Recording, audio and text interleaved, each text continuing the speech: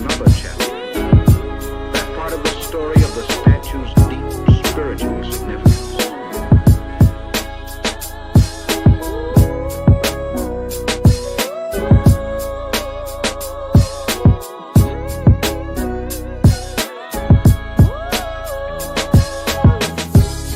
The spirit of Detroit. What is going on, family? Don't mind me. Graphics are just important. Do not mind me at all. This is Spirit of Detroit Podcast. Like, comment, subscribe. Love y'all. Y'all see Slay is available. So Slay is available. What up, Will Murray? Dang. 10:53 a.m. waiting. Okay. I'm waiting. Oh, snap. Oh, snap. What's up? What's up? Y'all see Slay available, right? I told y'all this was gonna might happen. What up, man? What up? We got a good show, man. I got Walter Stringer coming on, dog, and I'm telling you right now, bro. I'm telling you right now, it's gonna be a good show, bro. Just because the way we think.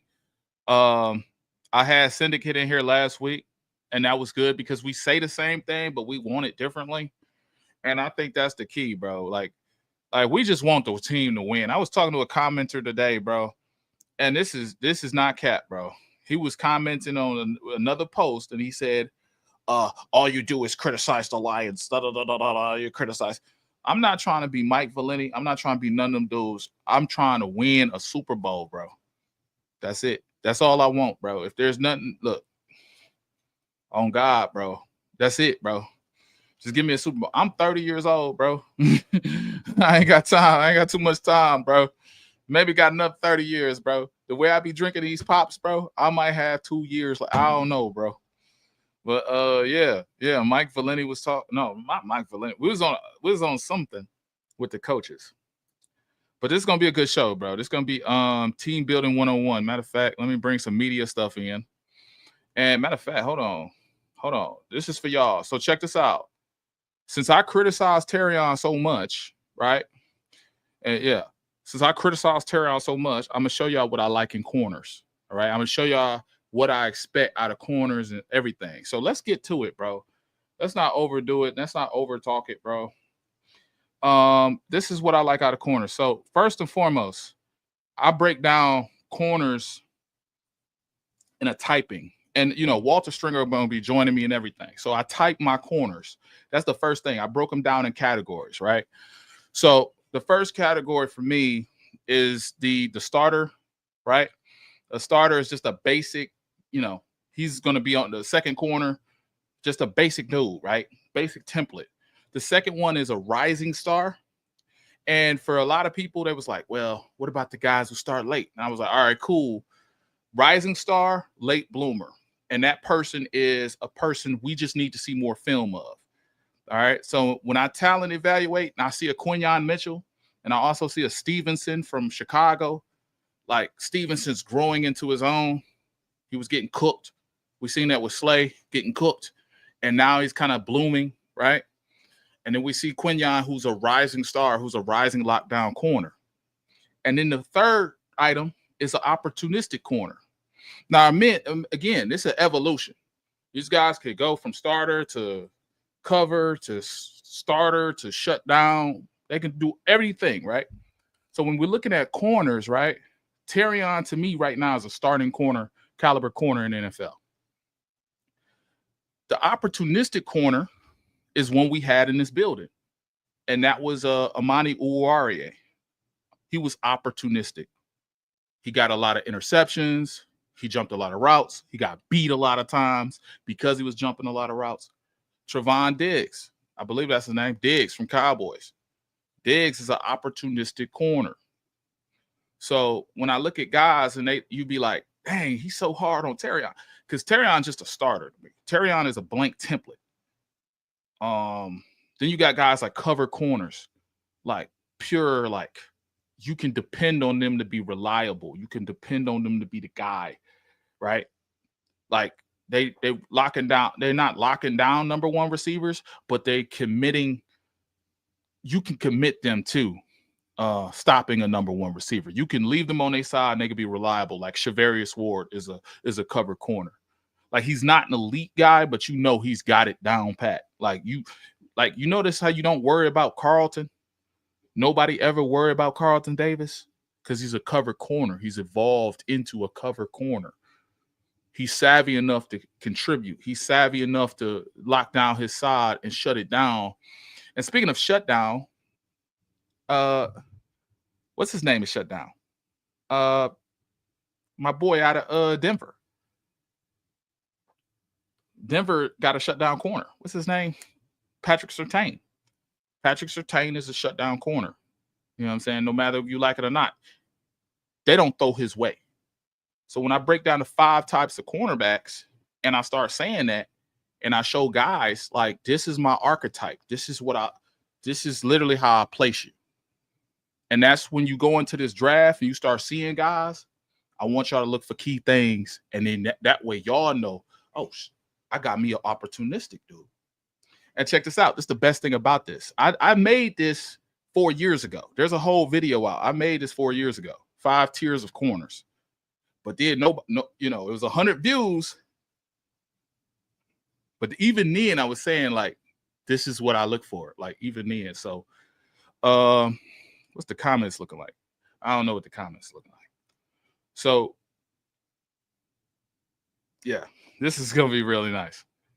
So, with the characteristics of a starting NFL caliber corner, they got coverage skills, average to below, right? Average speed, not long speed. Be consistently challenged. Okay. A matter of fact, hold up. They'll be consistently challenged throughout the season. My man said can't argue with none of that. And you know what I'm saying? Like, respectfully, not respectfully to the dude that challenged me on it, that made me think about, okay, I be saying stuff, but people don't know how I think. So Jacob probably know how I think now. And it wasn't Jacob that was saying this. It was somebody else. I forget their name. Lions for the win. Lions for the win. Shout out to Lions for the win. If you're a subscriber, if you're not, it is what it is. But Lions for the win was saying, like, you always hard on guys. Like, bro. All right, let me show you how I think. Okay. So fast enough to be in phase, to stay sticky in coverage, but won't challenge for the ball. Well, who that sound like? Like I can name a couple in the league. It's not just Terrion, it's Brandon Stevens. Brandon Stevens is not going to do anything with it, for Baltimore Ravens. He was a victim for the Baltimore Ravens. He was always there. He got abused. It's not disrespect. Maybe that was disrespect, but it's just like, that's what I look for. But they always have physical traits, right?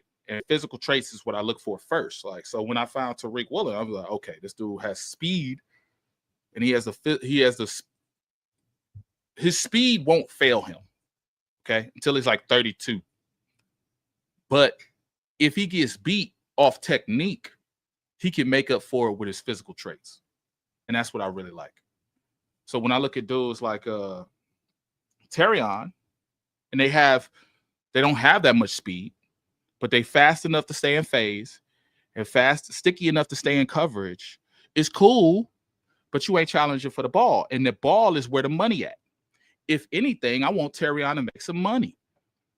Kirby Joseph gonna make some money. If anything, like, let's keep it $105. Amani Nwari has 7 interceptions. 3 of those was fake.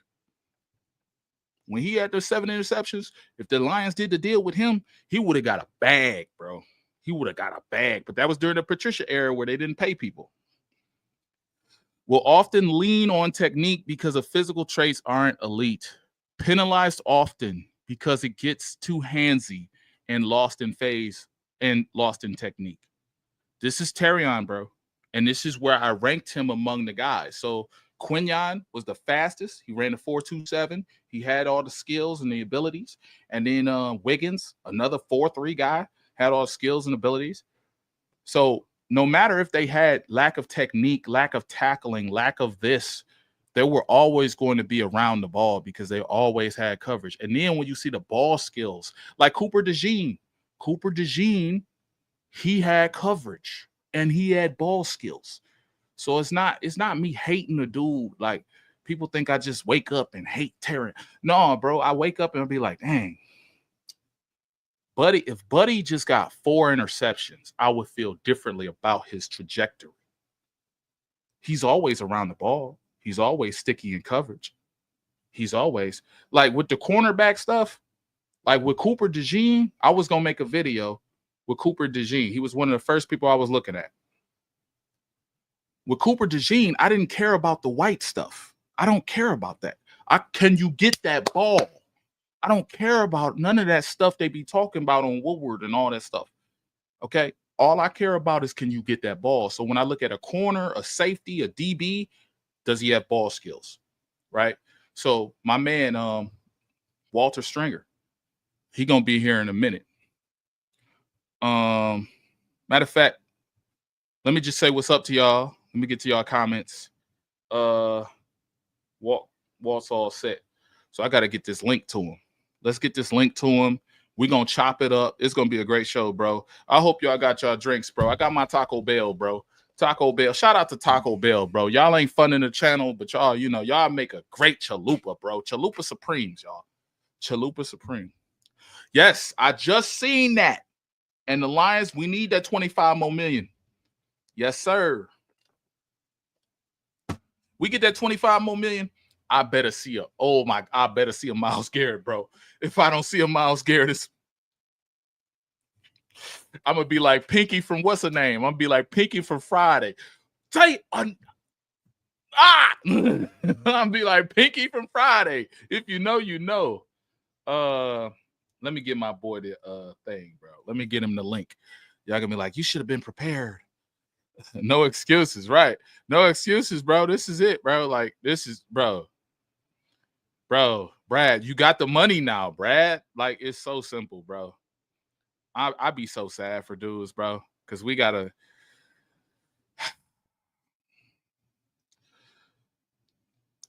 deal with people being cheap. You feel me? We got to deal with people being cheap. Let me see. Let me get this link to him.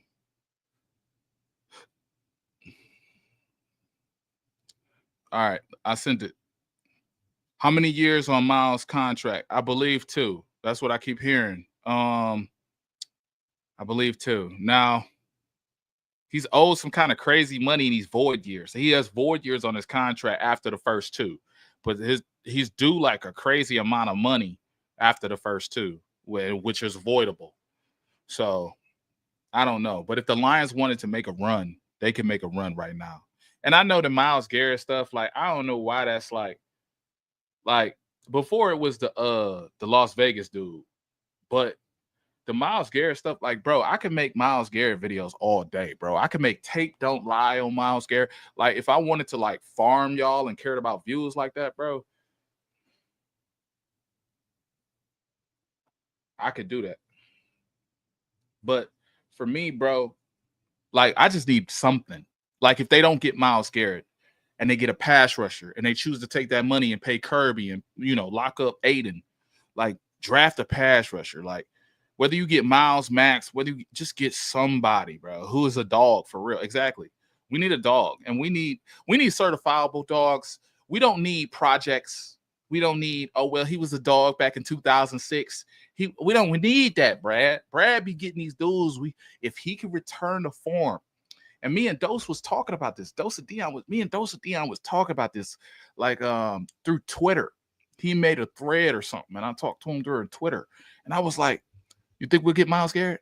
I just hope we get somebody. This is crazy, bro. Like, we get somebody. We just hoping on somebody, bro. And, bro, like, I seen Woodward today. They was talking.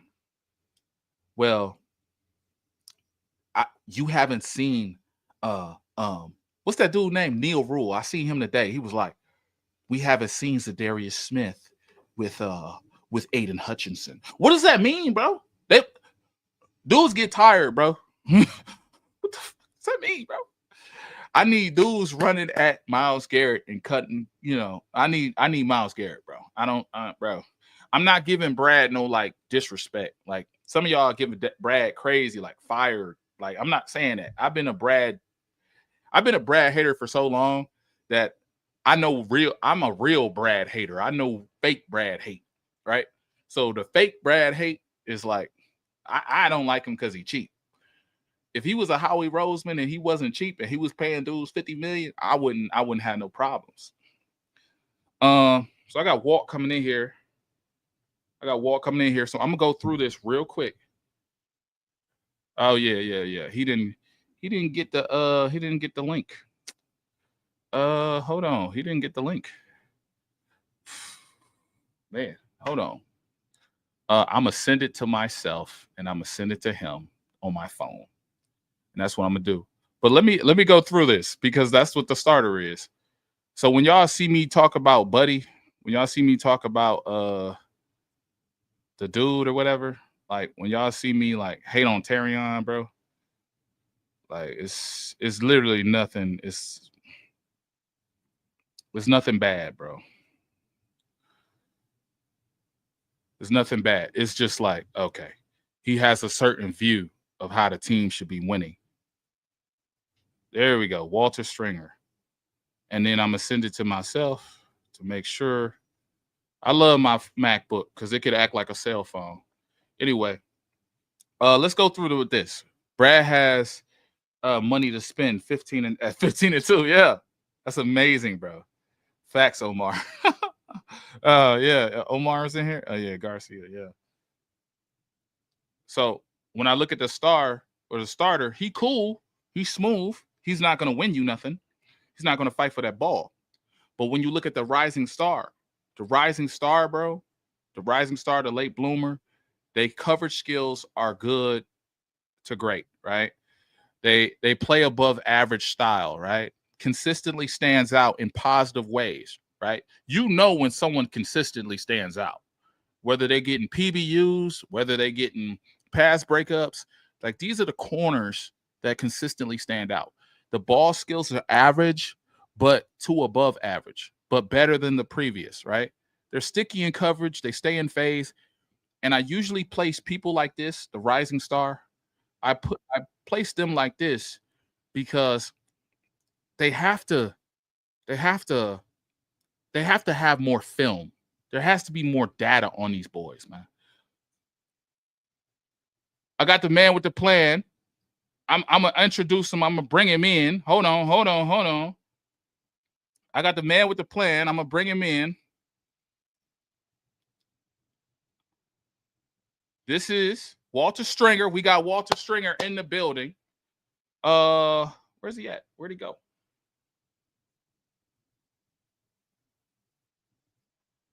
Well, Walter Stringer is in the building. I don't know where he's at, but he's got his archetypes. I got them loaded up. Walter Stringer ain't in the building yet. So when he pop back up, we're gonna be in the building. Let me do this again. Anyway. So when I have these guys that I say are like more film is needed, we need to see if they need like is it the system? Is it them? Is it the role? What is it? Right? So a prime example of this for me is Byron Maxwell. Oh, there you go. It's the man with the plan. Hold on, man. I got to introduce you properly, bro. Are you here? Yeah, I'm here.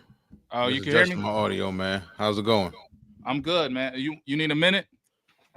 Nah, man. You know, every time I start this shore back up, for whatever reason lately with my computer, it been not recognizing it, taking like a good 5 minutes to go ahead and recognize the load up, but I'm all good now. So sorry about the lateness. What I miss.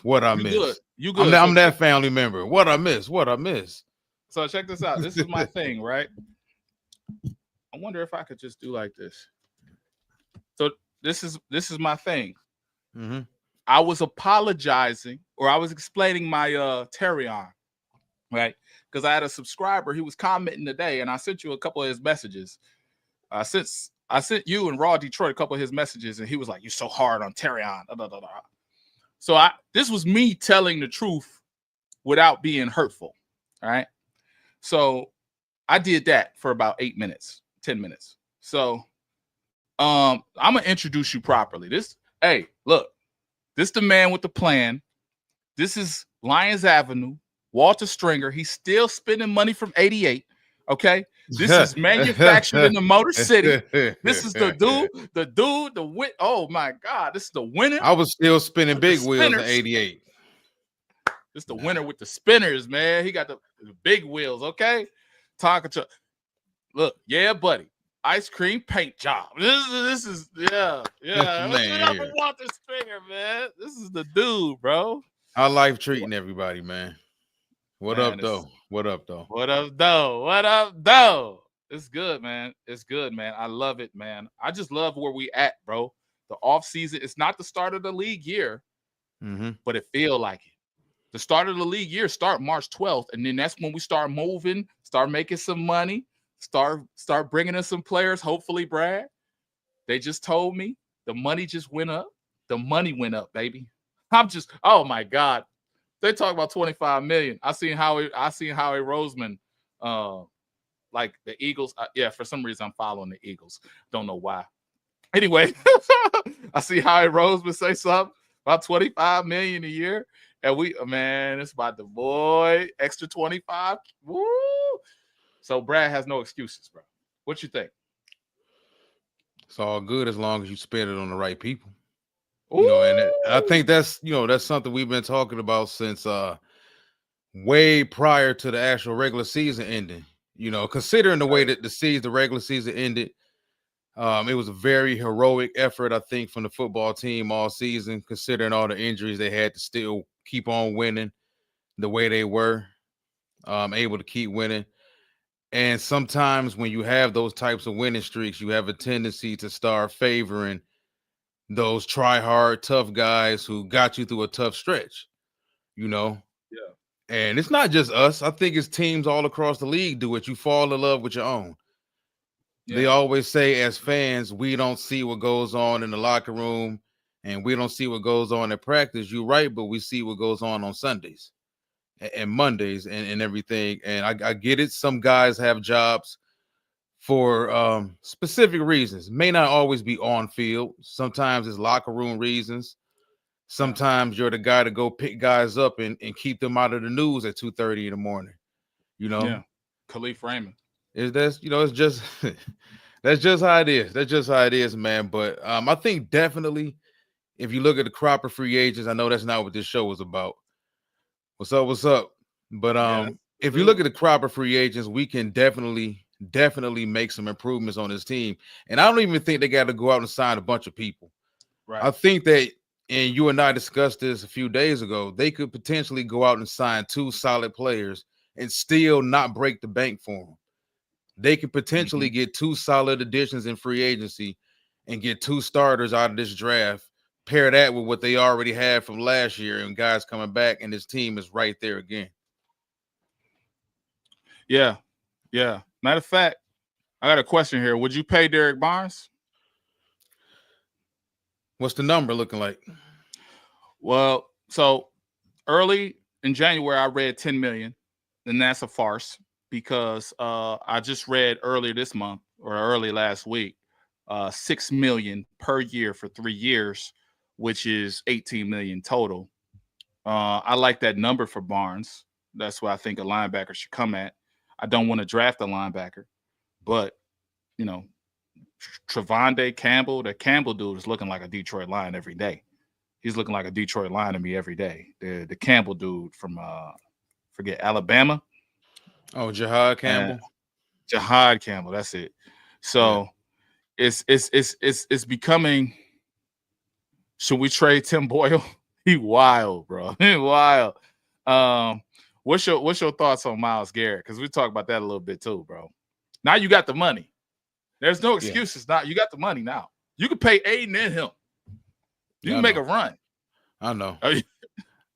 The funny thing is this, though, is that whatever I can choose to say right now, we about to do a video that's gonna contradict all of it, and people gonna understand why you still don't necessarily want to just go after Myles Garrett.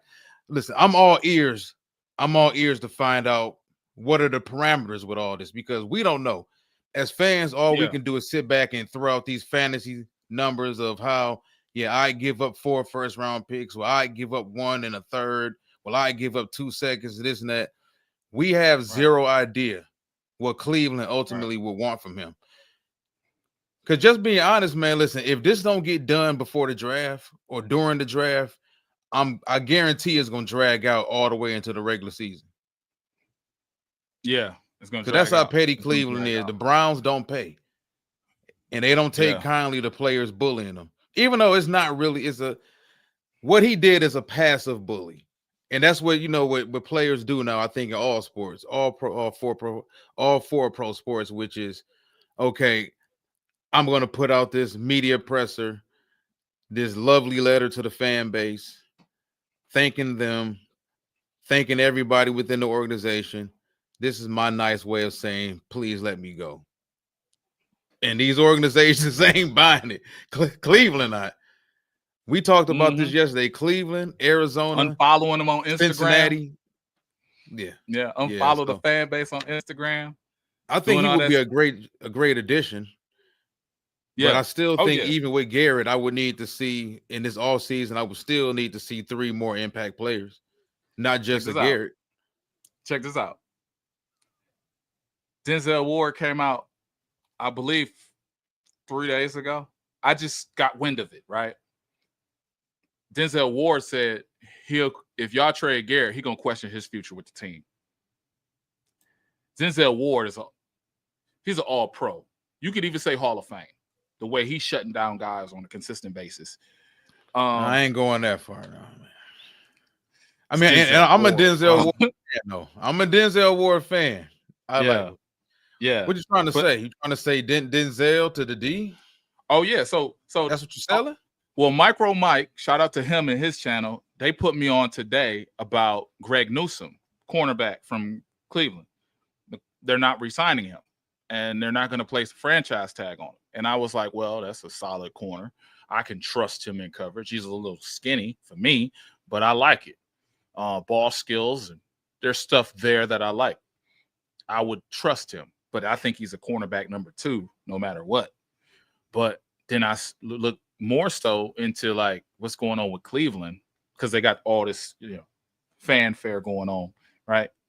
And, they mortgaged their franchise. They did something crazy, and now everybody's suffering. Myles Garrett is suffering, the fan base is suffering, and all this other stuff. So I looked at it, and I was like, dang, Denzel Ward is interested in getting out? So when we look at this team now, and I'm going to segue into something. Remember, this is Team Building 101. Spirit of Detroit, I got your graphics loaded. I got my graphics loaded. We good. All right? But make sure y'all like, comment, subscribe, Spirit of Detroit. When we look at this team now, right, and when I go into it, all right, you got free agents on the board. If it's hard to see, I'm sorry about that. That's not my graphics. But you got Carlton Davis, a free agent, Marcus Davenport, John Kaminsky, Emmanuel Mosley, Levi Onwuzurike, Ifeatu Melifonwu, Khalil Dorsey, Phil Dorr, right? And then on the right side, we have what this team looks like now. No matter what, this is how this team shakes out now.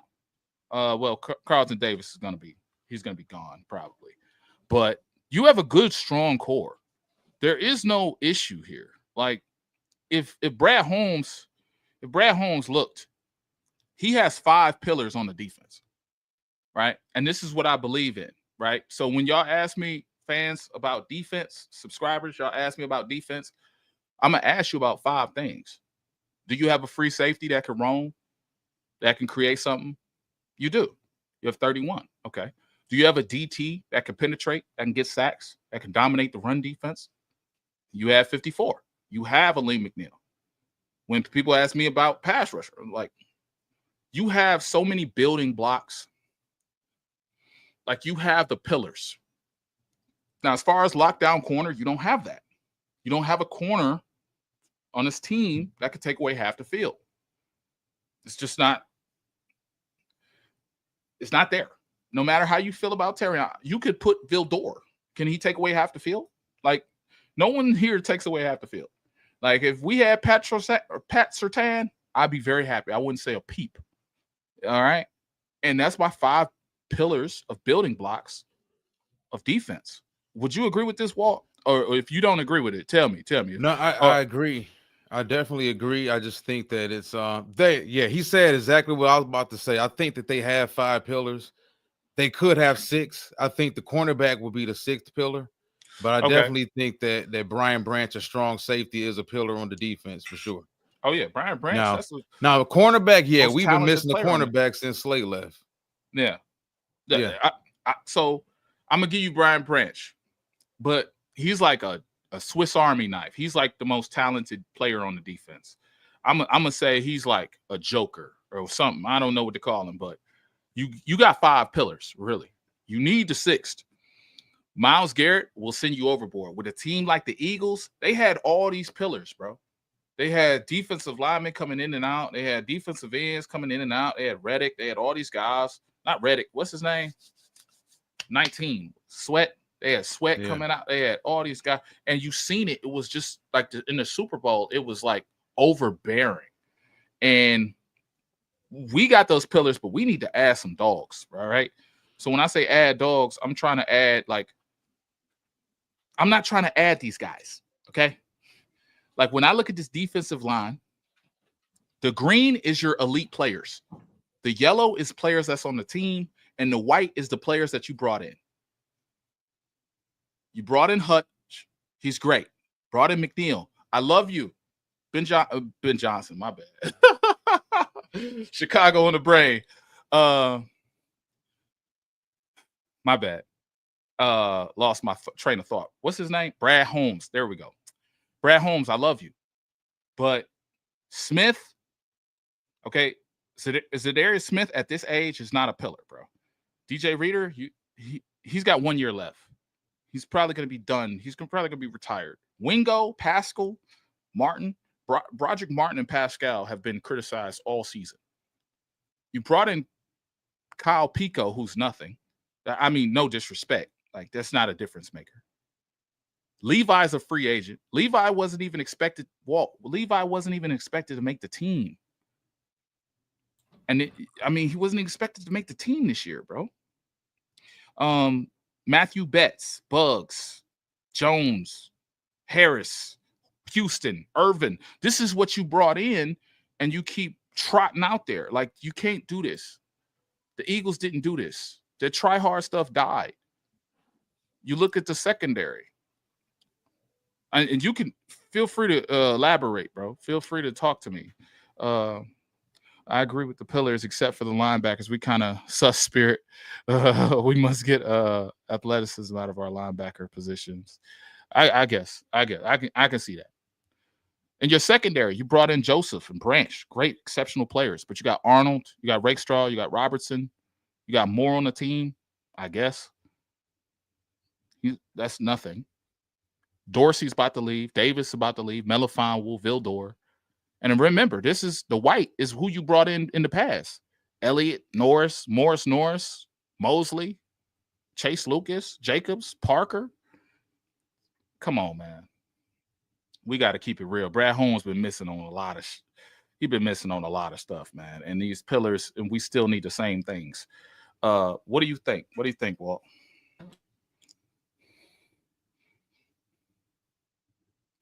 Your mic's off.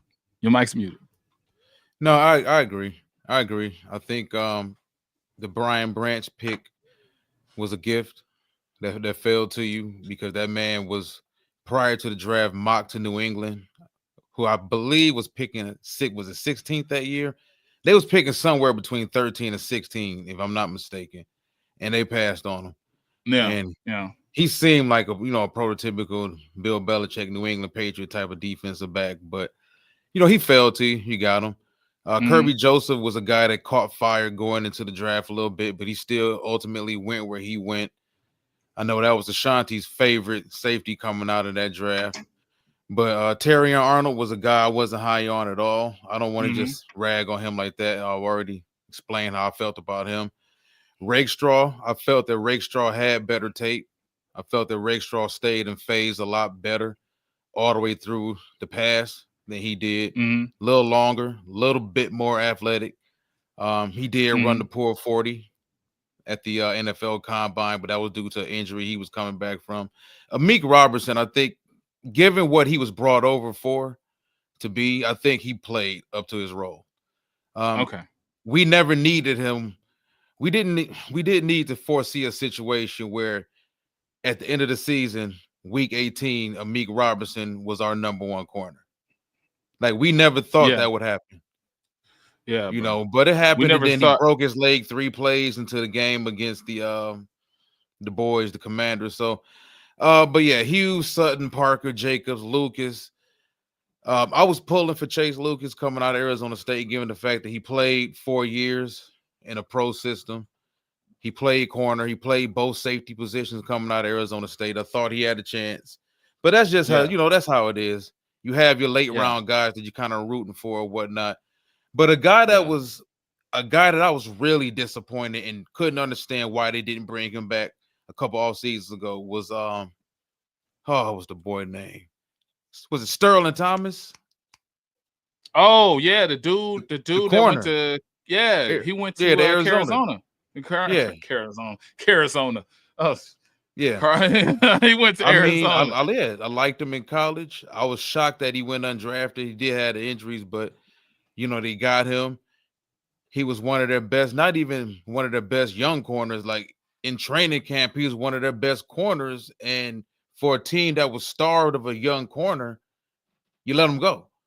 You let him walk out the door. And it's funny. You let Gilmore go. The younger Gilmore. So it was like I question this regime's ability to draft DBs. Yeah. Now getting it right on offense, okay. I trust if they took an offensive lineman in the first round, I would trust that offensive lineman would turn out to be a pretty good player. Right.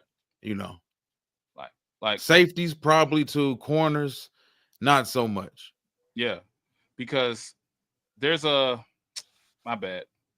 Anyway, there's a lot of eliteness on the offense. And this is, again, I'm a Lions fan. Like, I'm a Lions fan, bro.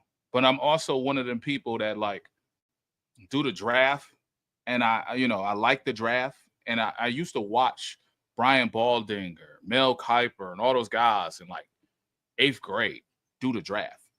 So they would say something, and all this other stuff. And when they talked, Mel Kiper, Schmachet, all these guys, I would listen. I would listen to the ball skills. I would listen to this. I would find this. So I've been thinking about football players and eliteness for since 8th grade. And I don't see a lot of eliteness, okay? And I understand that Lions fans feel like me, Spirit of Detroit, is not a haven of Spirit of Detroit. It's not I understand that I should be very more caring.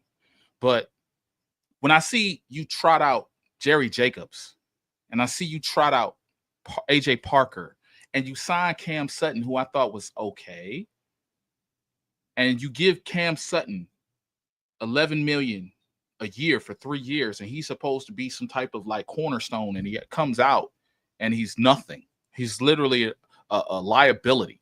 And I see the fan base, once we get Cam Sutton, he's magically a shutdown corner. It aggravates me because there's a lot of time, a lot of studying, a lot of stuff into this. Bro, this is kind of getting ridiculous. You study prospects more than I do. Is there a prospect that you said, get this guy, and they missed out on? Either a cornerback, D-line, whatever. Man, there's a lot of them. Dang. I was a real big Christian Gonzalez fan. I'll just say that. I was a really, really big Christian Gonzalez fan. I was a fan. You don't draft the corner at 6. You don't draft the corner at 6. Yeah, that's what people say. Yeah. But I was a big Jalen Carter fan. I just knew the issues Jalen Carter had coming out of college. I can understand why teams were a little bit turned off by it. This is a guy that came from Georgia. Georgia undoubtedly have had their issues off the field as far as that football program, what goes on there. And, at that time, some people just felt like it wasn't worth the risk. And then you're talking about the potential manslaughter charges he was facing with the drag racing issue and this and that.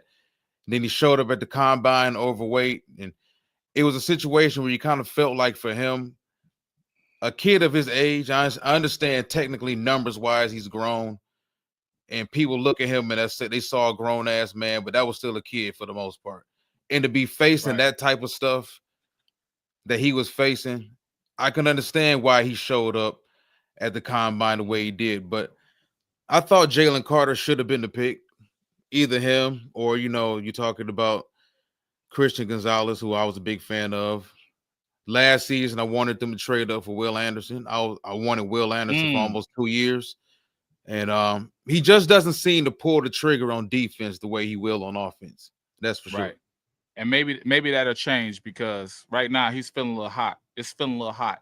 He's out here doing press conferences, not press conferences, but he's out here doing interviews. He's out here on Channel 4 doing interviews. The whole staff is doing interviews now, except with the exception of Campbell. They're giving the fans some lip service, in my estimation. But you have some prototypes that we can look into, and then I can get back, and I want you to explain these prototypes and what you look for in the draft with your 2 techs or your 3 techs. Hold on, you can explain this because I feel like we're at the point where everybody wants defensive line. We're at the point where everybody knows the problems. I mean, for me, I know the problem inherently because, like, I know the problem. You had a team, like you had.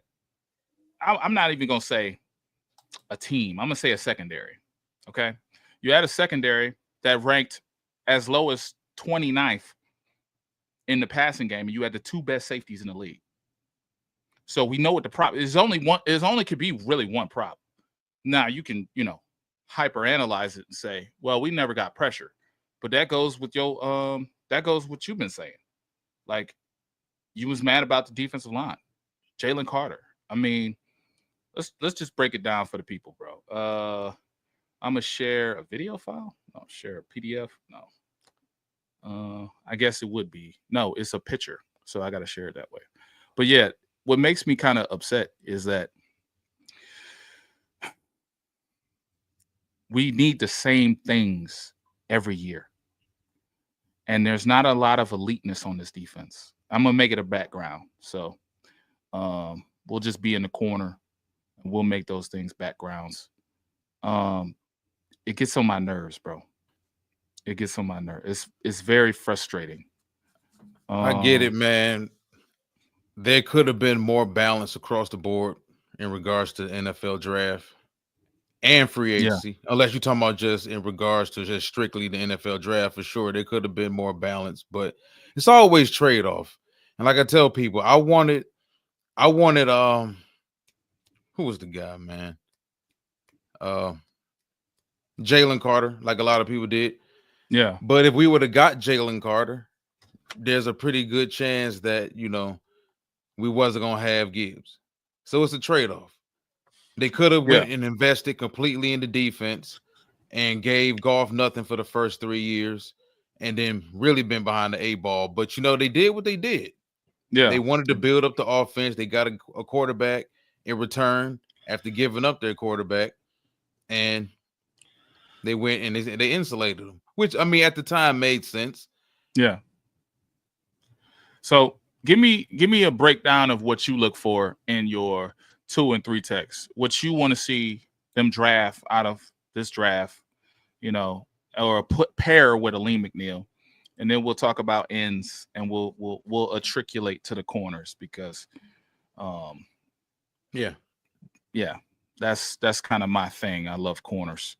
And I love corners. Like I think you know that. Let's clarify for people. I think me and you were on to something. I was watching a video a couple of days ago from a high school coach actually on YouTube. Forgot my man's name. Wanted to shout out his channel, but he was discussing as a head coach about how he loved the 4-2-5. It's his defense, it's his baby, and him and his defensive coordinator just kept getting into it about the 3-4. So the defensive coordinator. I watched that video. It was a white dude. Yeah, with a red shirt on. They had a red and white team. I'm not. I think he had on the brown polo or something like that. Okay. Well, go Yeah. ahead. What you talking about?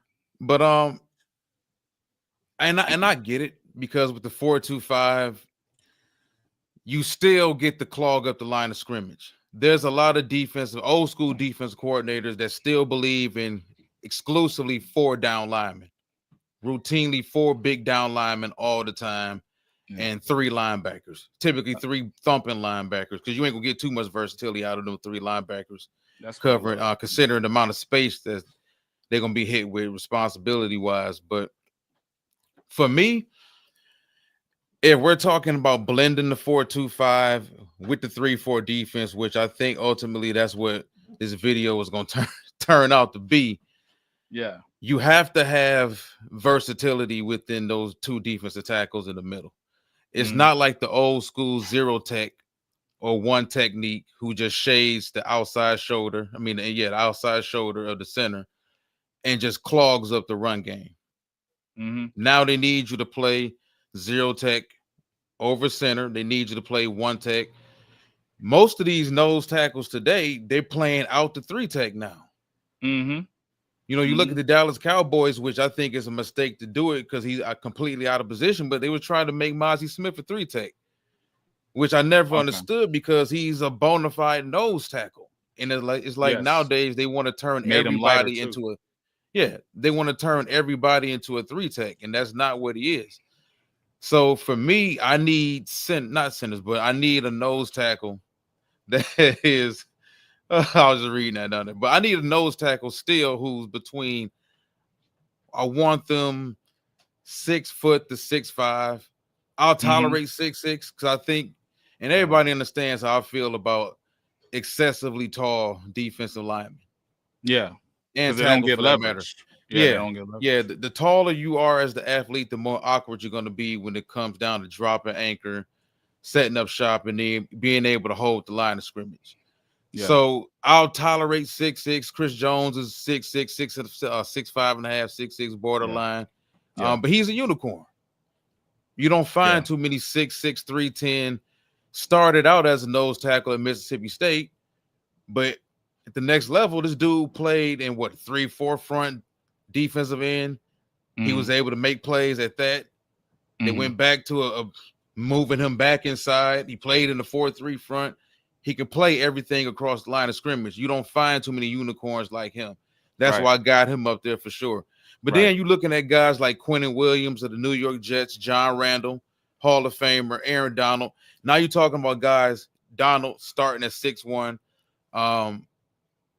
John Randall was 6 foot, 6'1" for the most part, around the same height, same type of body type. I think Aaron had a little bit longer arms.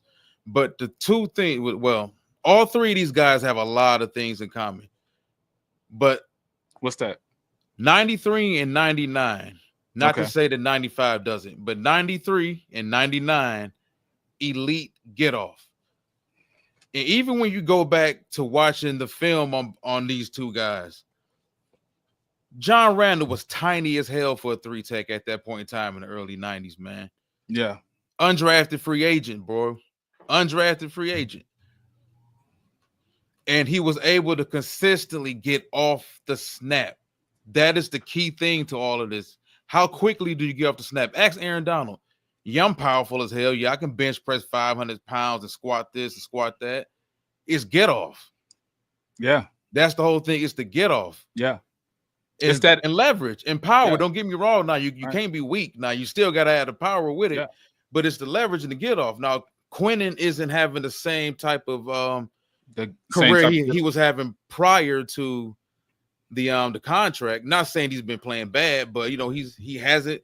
The Jets defense as a whole has been having his issues. Right. But I still believe Quentin Williams is one of the best defensive tackles in football, one of the best 3 techs in football. Right. So, you're talking about a guy who had 3 tech, who went from the nose to 3 tech, but you want your 3 tech in this day and age. Now these dudes are playing 2. They lining up over the guard. They lining up at 3 tech. They lining up at 4 tech over the tackle. Some of them fade outside to 6 tech. Some of them have that type of athleticism.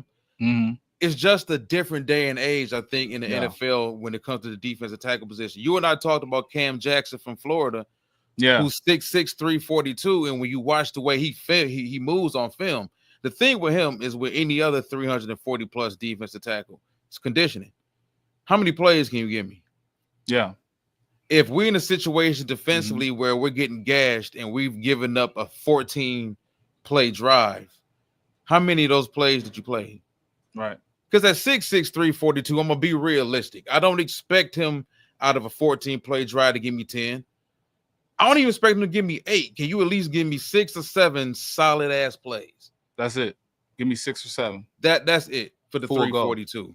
Because I think what Lions fans feel like is like, so I'm gonna get us big for a second.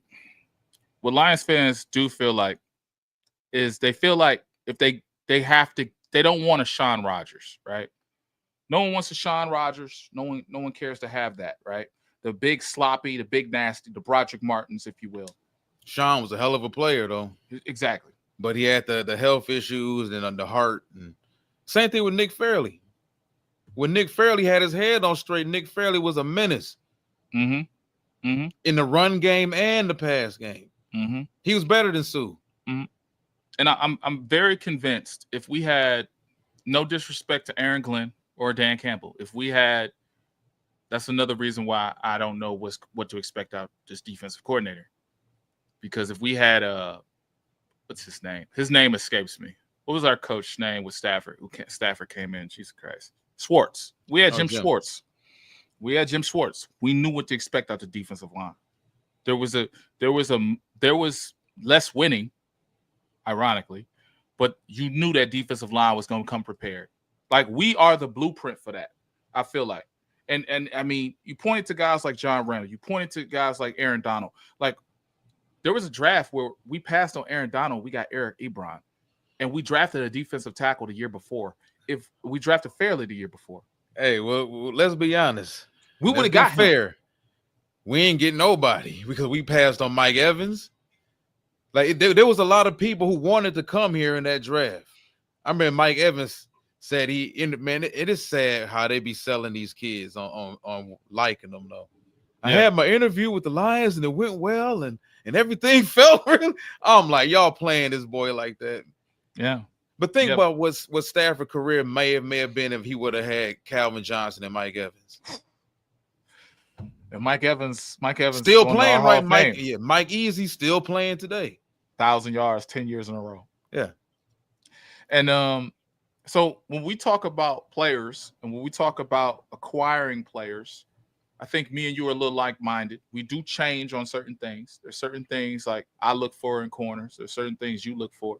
But it goes back to what you said about the defensive tackles, elite traits, elite get-off.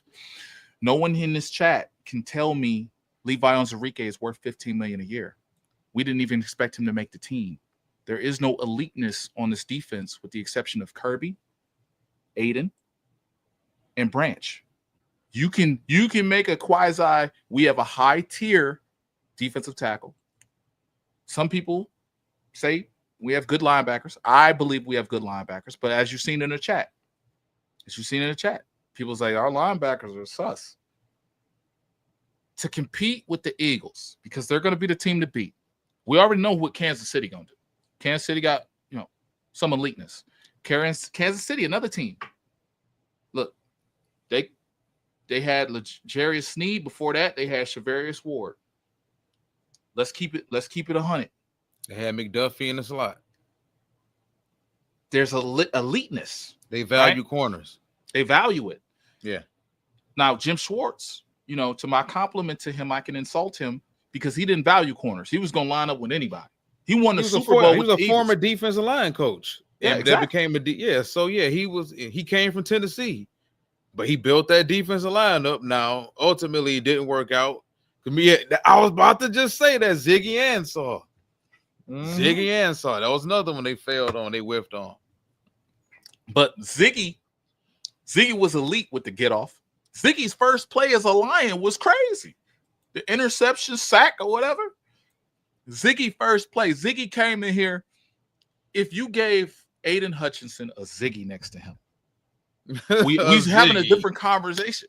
We're having a different conversation. I'm straight on Ziggy, man. For one, Ziggy was always hurt, and for two, when Ziggy wasn't hurt, he was inconsistent. He'll give you 2.5 sacks one game, but then won't get another sack for 7 games. Bro. That is crazy. With that type of body type, that athleticism, that quickness, I think he was meant for that 3-4 because that's what he was playing at BYU. Man, that boy was delicate. The boy was delicate. That boy was delicate. So let's get back to. I really want to pick your brain on this because the 2-tech and the 3-tech, you said elite get off. Matter of fact, that's comments covering you up. Hold on.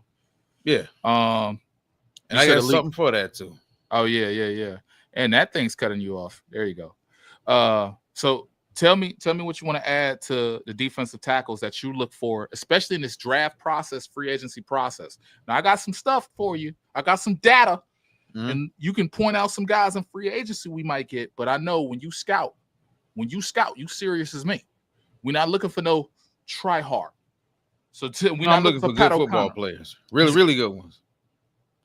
Yeah. So first and foremost, I want people to understand this.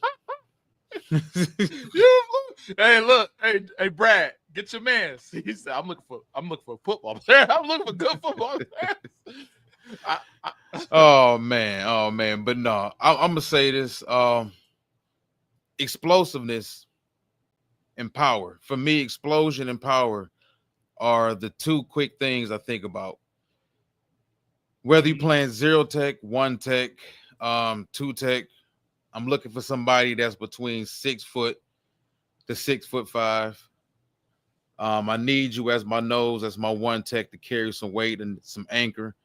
I need you to be able to hold the line of scrimmage, keep my linebackers clean, be able to take on double teams. So my 3-techs, my John Randalls and my Aaron Donalds of the world can go out there and set sack records.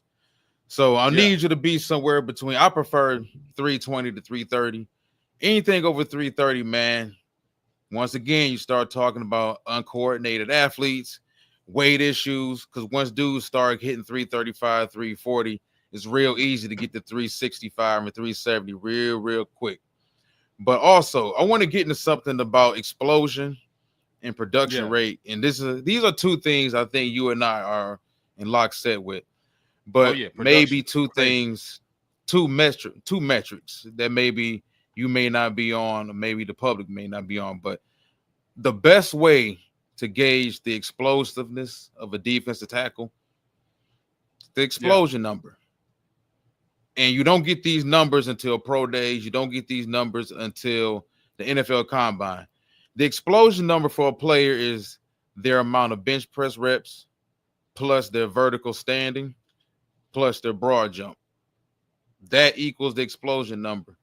If you want to know some of the defensive tackles in history that has some really high explosion numbers, you're talking about Aaron Donald, and Ndamukong Suh, Don Terry Poe, who else? Braden Fisk last year. That was my guy for the first round. Yeah. That was my guy. Yeah. So it goes to show you how important explosiveness is for a defensive tackle. Explosiveness and quickness and leverage is wrestling. That's pretty much what it is, man, overall. And then also, me and you are both really big on production. You want to find out how productive a player is, a defensive tackle is? All you got to do, take the amount of sacks they got, add it, plus tackles for loss, divided by games played. That right there will show you exactly how important and how productive a defensive tackle is. So those are two metrics for me. Yeah. How explosive your explosion number, which is your bench press reps, plus your standing vertical jump, plus your broad jump. Yeah. And then I got something for you. Yep. No. Keep talking to him. You're gonna love this. I got vintage. Oh no, and then like I said, if you want to know if you're a person that's big on production, because some people are, and I get it when it comes to the NFL draft, some people are just big on high ceiling players, and they don't really care about the production because once he gets to the NFL, I can coach him up, and in my scheme, I'll get the best out of him. Right, my man from he got drafted by, he was a outside linebacker. Taylor had just retired. He went to Miami. He had that high upside. You're going to hear a lot about that, folks, about high upside from a dude who's just super athletic. Right now, it's Pierce. So when people show me Pierce from Tennessee, I think of that dude from Miami. You know what I'm talking about? The outside linebacker, skinny as a rock, skinny. Oh man, talking about Gregory Rousseau? No, not Gregory Rousseau. Not from Miami. That was drafted in by Buffalo. Bro. No, he was drafted by Miami. And Art McKee. No. He was an outside linebacker. Deion Jordan. Someone said it in the chat too. That high upside stuff, I need the production to match. The talent. And that's why I have a problem with the cornerback Elijah Thomas out of Florida State. Because it's like he plays passive. I don't need a 6'2" cornerback that plays passive. He plays passive in the run game. He plays passive on the playing the ball. It's like he's not there. It's like that's a template of a player. It's like there's 11 slots on the defense, and he's like a half a slot because he's present, but he's not present. Okay, this man be insulting players. Oh man, this man be insulting the hell out of players, man. Oh man, I'm sorry. But no, I just think that. Yep. No, you know what I thought about? I thought about if I was in the I would get fired if I worked for the Lions, bro. I would get fired. You would. If I was a scout, I mean, don't feel so bad because I would too. Because I would be trying to respect them, but then I'll have a slip up one day, and they'll just come into my office, Walt. Right. Yeah. Because I complained to Brad on your so Facebook much. earlier, and we saw this. Yeah. Brad would talk to me that's just like Facebook, Brad. Man, don't trip. Brad would be like, "So you're fired." a scout showed you Terrion Arnold, and you said, "What the hell is this? What do you mean? What do you mean? You're not. You know what I'm saying? Like, you know, what do you know? You got saying, some like, we should nerve. get Wiggins. Yeah, we should get Wiggins, boss. I'm just saying, like, I don't think that's the way we're going this route. If y'all do that, y'all gonna fail. Well, you know how many scouts got to deal with that though, man. Think about doing 7, 8, 9, 10, 11 months of work on the draft and walking into that war room, talking to Matt Millen and telling him, listen, we're gonna take DeMarcus Ware.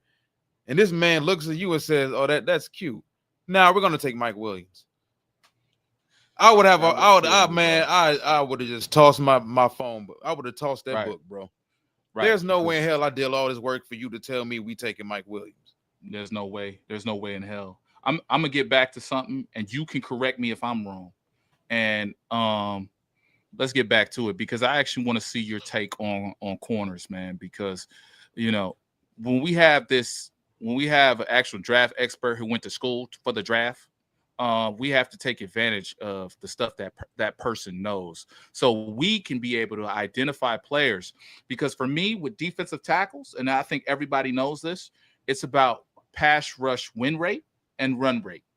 I want to see how I use stats to identify players. Okay. I don't use the sack and this, that, and the third, because if I go to Hammerhead Tech and I play Alabama and the Alabama guy has 25 sacks on me in a game and we drop back the pass because we're down 40.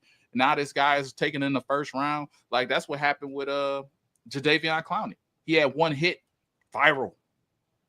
First pick in the draft. Well, did he have the production of the first pick in the draft? No, his career was weird. His career was crazy.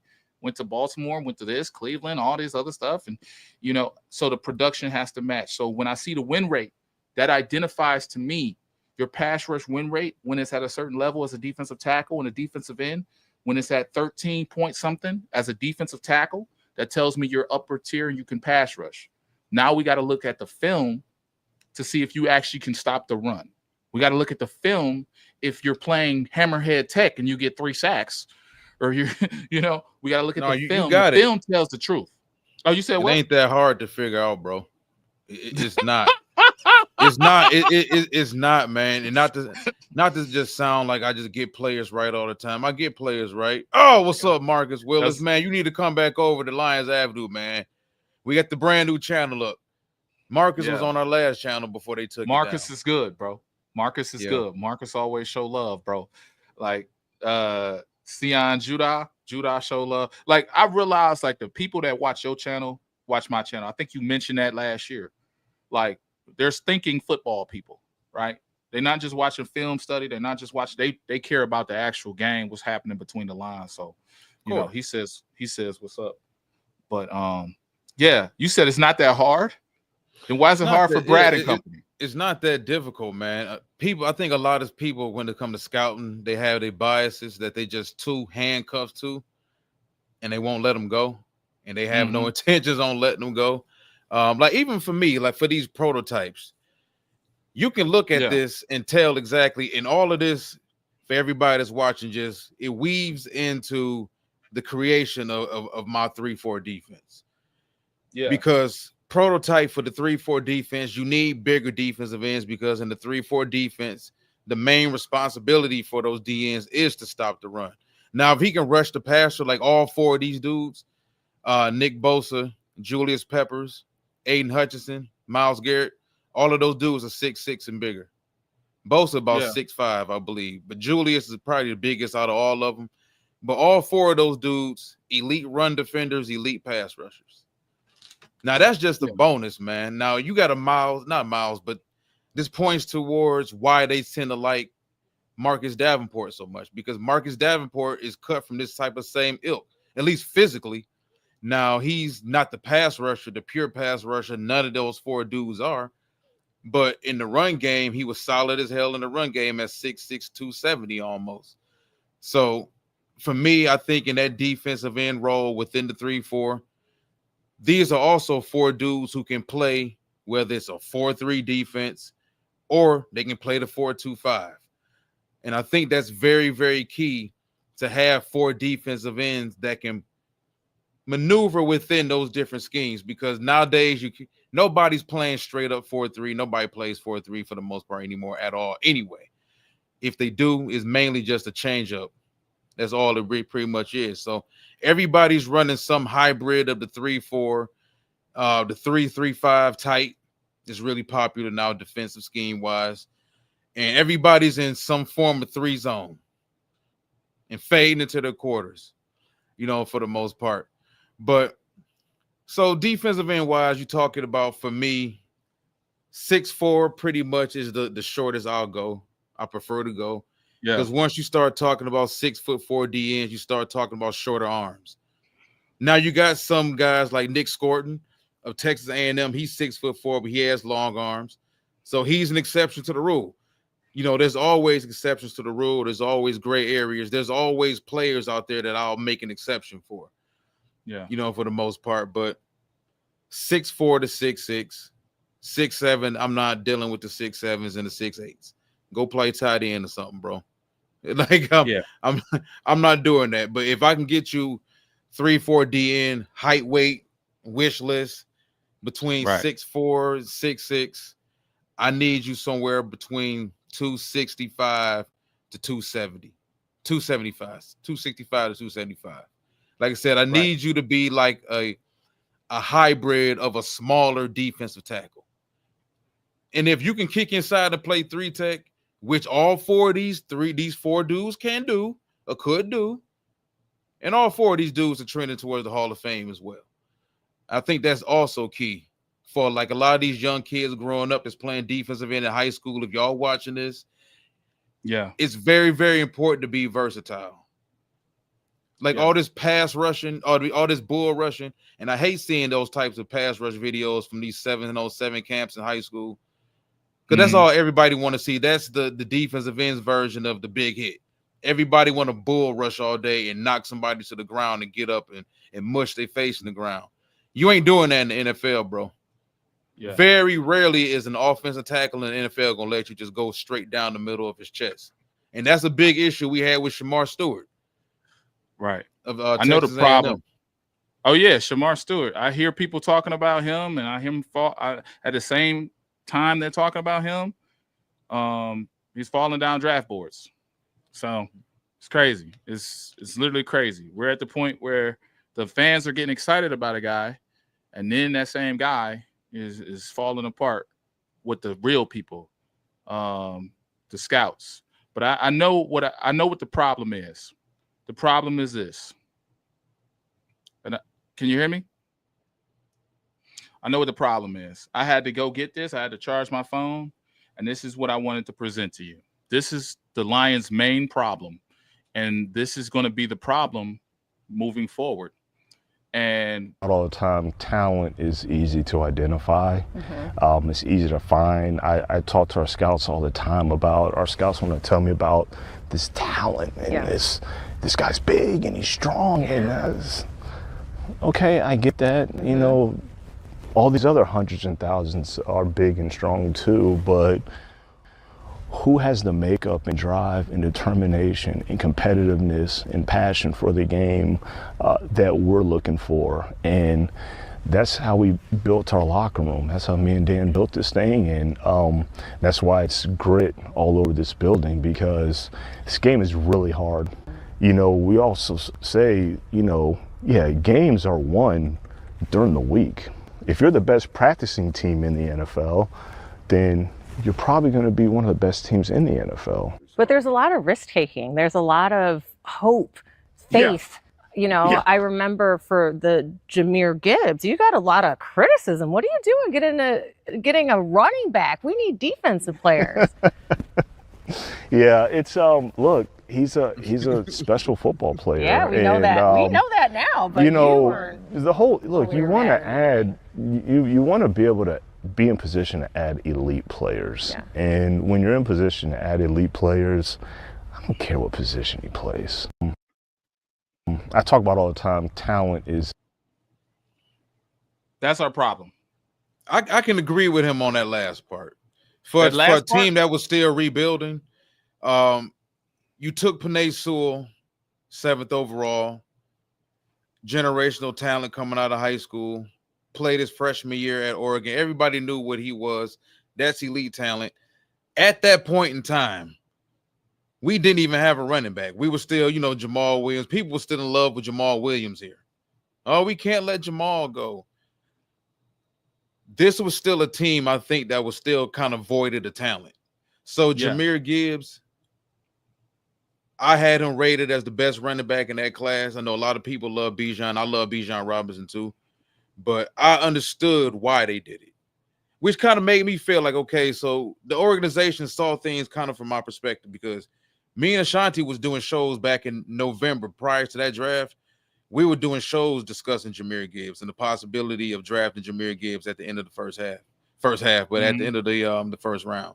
So to see them see the same things that we saw and to trade up to go get it. Yeah. I believe, like I said, that we still needed talent. Jameson Williams was still kind of a wild card. We didn't know what he was going to be ultimately. He's still a guy that's kind of moving up, still ascending, we hope. Yeah. This is my thing, man. And I'm gonna be in spirit of Detroit mode, okay? So don't worry about me, okay? The choir boys are not gonna beat the Eagles, bro. I'm just telling you right now. The choir boys are not going to beat the Eagles. And people say, I seen MCM talk the other day, and he said,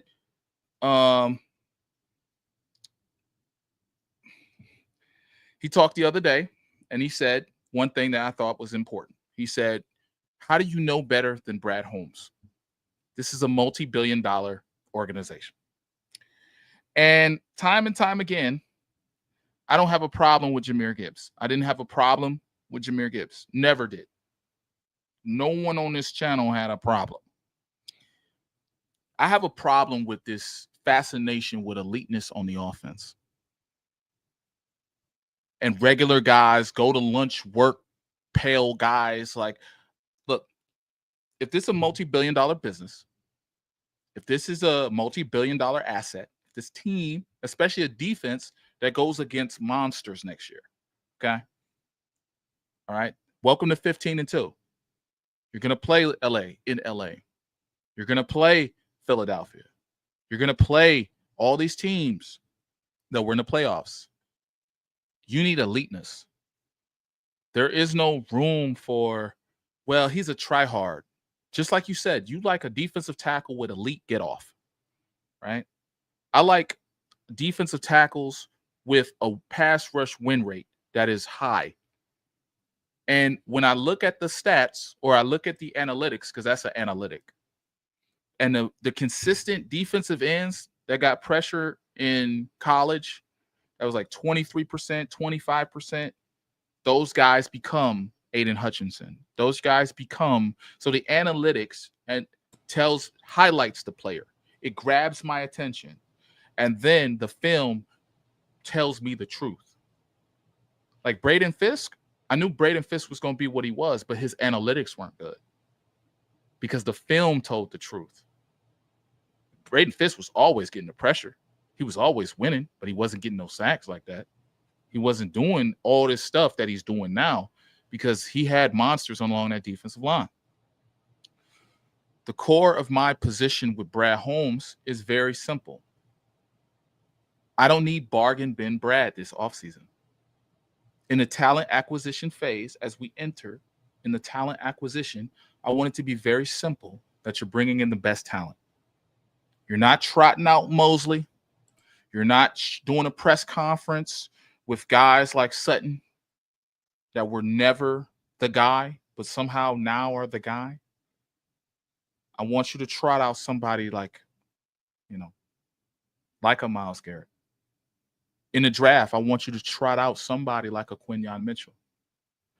Because if I look at this graphic and if I see a corner that fits this in, and I see a lot of corners that fit probably the opportunistic role, like Jabbar Muhammad, right? Jabbar Muhammad is an opportunistic corner. Okay, he got cooked a little bit in Ohio State the second time he played him. But the ball skills are superior. He attacks the ball. He plays through the man. He's able to create opportunities for PBUs, interceptions, but oftentimes he gives up a lot of yards. Jabbar Muhammad is a cornerback I can get in the third round that can play immediately, whether in the slot, whether outside. And he went to so many different schools. He went to Oregon. He went to Washington. He went to Oregon State. He chased the money. But if I'm able to identify these guys from my basement and they become good players, I don't want to hear about choir boys. I don't want to hear about, oh, he went to church on Sunday and he went to Bible study on Wednesday. If I wanted somebody dating my daughter, it wouldn't be a football player. Period. Because that football is going to be his number one love. The Lions, they want guys who, this is a good example for my little daughter. This is a good example right here for my daughter. I don't want that, bro. I want dogs. Oh, your mic is muted. Go ahead. No, I was just going to say, I do believe the elite players that they do have in Jahmyr Gibbs, Aiden Hutchinson, Brian Branch, those guys are really damn good football players, and they're also stand-up guys. So you can have high caliber players that are still good guys too. Right. The problem is we don't have enough really good players, right, to spread along, the entire roster, man. But I think at corner's definitely been a glaring issue for this team. They've historically had some pretty decent safeties here and there, in and out playmaking safeties. Even Lewis Delmas to a lesser extent. Delmas wasn't a great player, but Delmas, he made plays in the passing game consistently, and that's what it was about. Yeah, but the cornerback position historically has been a position that we have not handled well at all in the draft, man. Right. Darius Slay was good. They got Dre Bly in free agency from the Rams. Rashean Mathis. Oh yeah. Playing at 34. Now we begging for Slay. Yeah. We're in a whole different situation where we begging for Slay. It's crazy. Yeah. So, I mean, if you're talking about like this draft, you're not going to trade up to get Travis Hunter. I'm pretty damn sure that's not going to happen. Travis Hunter, he would be the biggest splash if you traded all the way up to get a Travis Hunter. That'll still be cheaper than going to get Myles Garrett, but then that's still you betting on a rookie for the most part. But if I go through like this list of corners in this draft, Jahdae Barron, of course, of Texas, he's a fast riser, of course. Right. Yeah, he's rising pretty high. 5'11", 200 pounds. You got Will Johnson. Now Will Johnson's interesting because Will is 6'2", he's 6'2", 202, long arms, zone corner, can play some man. I think he's one of the more versatile. Travis Hunter is the best athlete at the cornerback position. Yeah. But even with that being said, even though I think Will Johnson is more technically sound, or other corners in his class that may be more technically sound than Travis Hunter, Travis just has that potential all-time great type of skill set at corner. Mm-hmm. When you look at the height, and I understand he's rail thin. I'm very interested to see what he weighs in at the combine. Hopefully, he put on some weight since the end of the season. I would like to see, even though I don't believe he's ever going to be a 200-pounder, but if I can at least see him at 187, 190, I'll feel a lot better. Right. Because I know exactly how fast he is.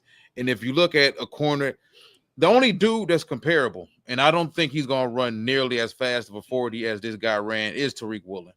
When you're talking about tall corners who can have the stop and go of a 5'9" type of corner, it's elite.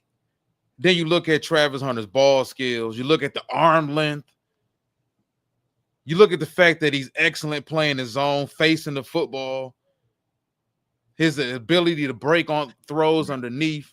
Right. He's willing to throw his body around and tackle. He's not a prima donna out there. And more than anything else, the boy eats, sleeps, and breathes football and plays video games. And I love to hear that. This boy, you know what this boy said? What did he say? If I'm not playing football or studying football, I'm playing my video game. Yep. Or I'm staying out the way. He fish. That there lets me know about his personality right there. This boy loves football and he fish. Yep. And that's the mindset of all-time great. So he not on TikTok, huh? Well, he not on TikTok. That's neither here nor there. That's a whole other conversation. We keep it straight. You're not talking about the weather, huh? You're not talking about the weather. Talking about this man's his unmentionable situation he has with this lady of his.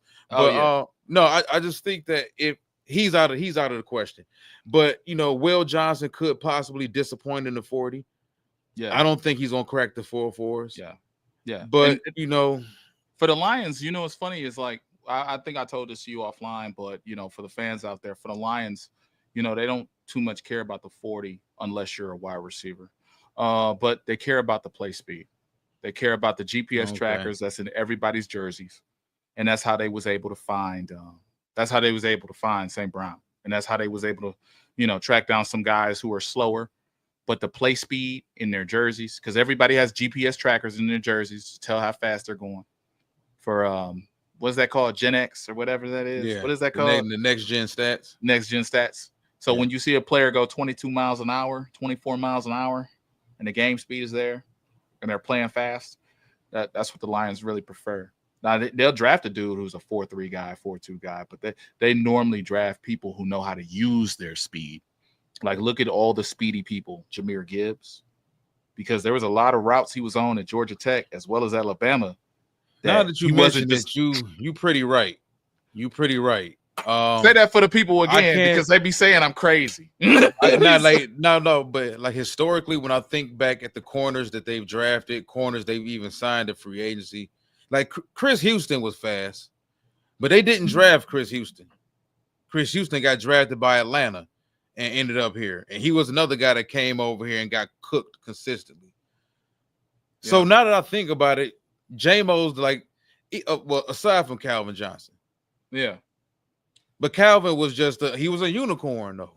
That's the whole thing about it. Hey, that's what I'm talking about. Marcus back in the building. Marcus back in the building. But, how much credit do you get for Calvin Johnson? Because if you passed on Calvin, you could have just took Adrian Peterson. Yeah. Now you can make the argument that if you would have gave Stafford Adrian Peterson, he probably would have won more games. Right. You know what's funny?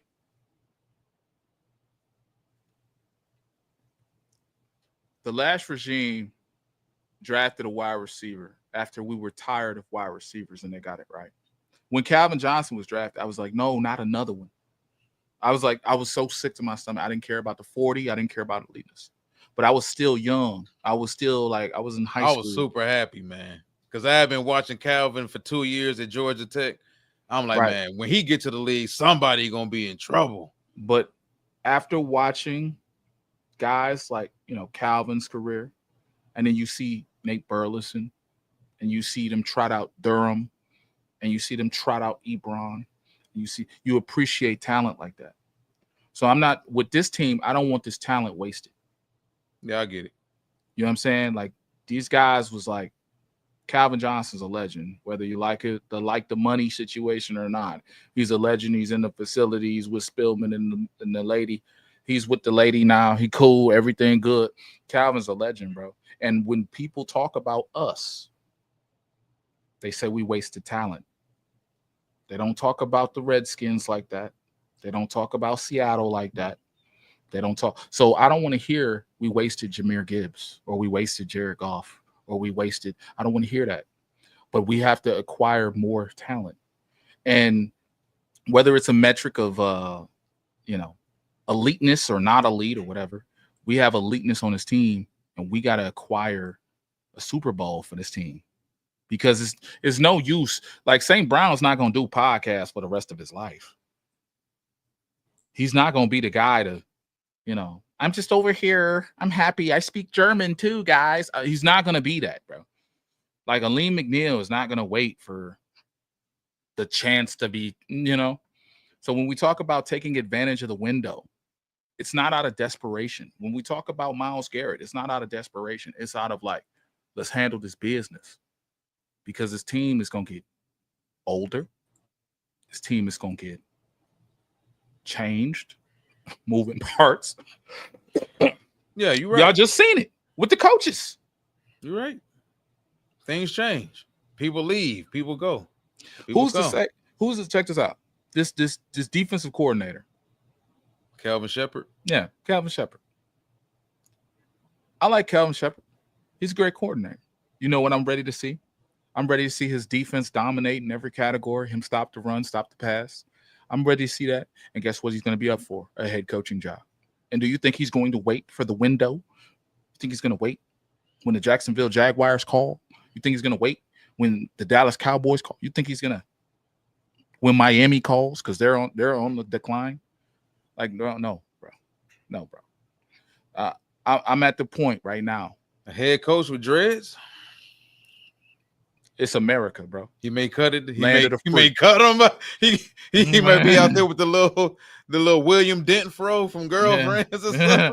He gonna say, man. I had to actually cut him because I was balding. I had to keep wearing these hats.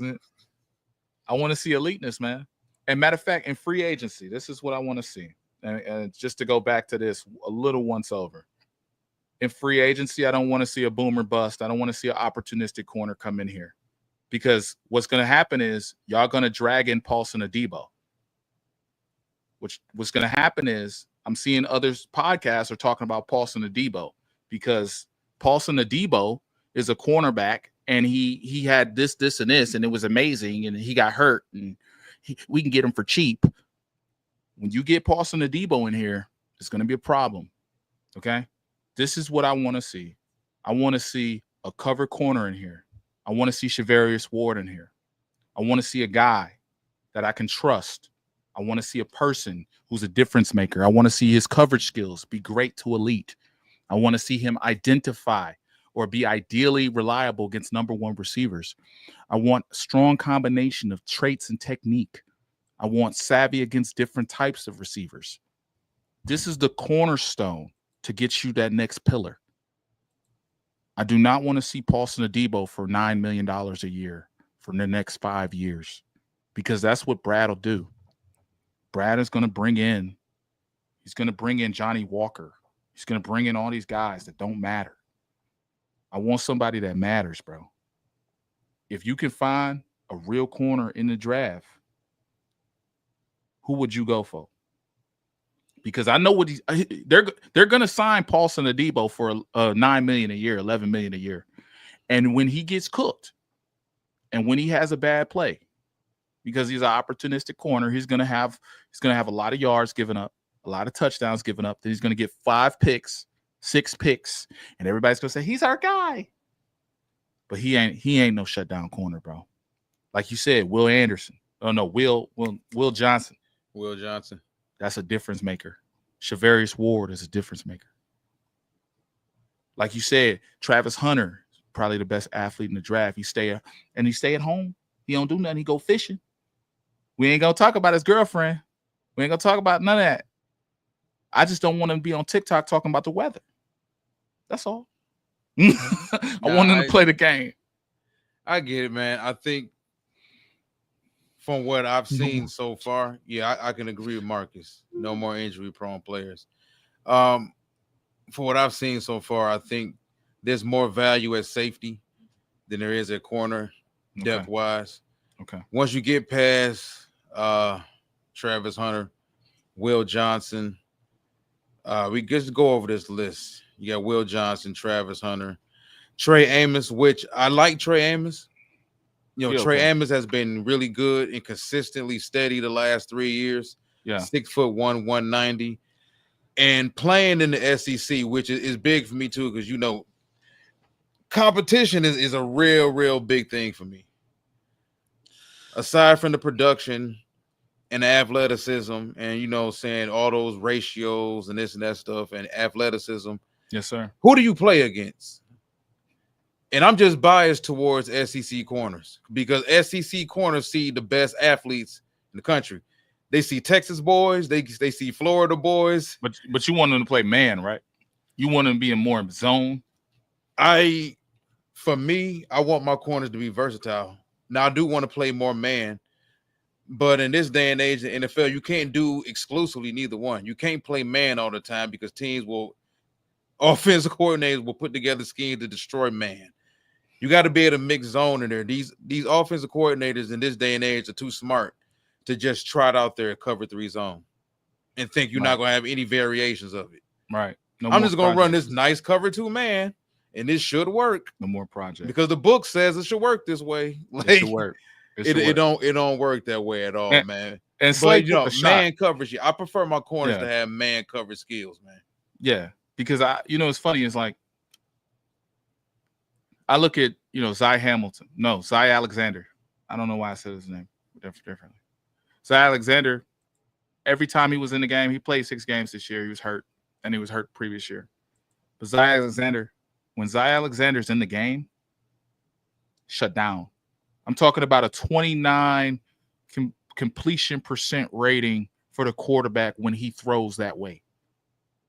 Unfortunately for Zy Alexander, he got hurt. He had the ACL. He had this. But he came back from an ACL, had 2 picks.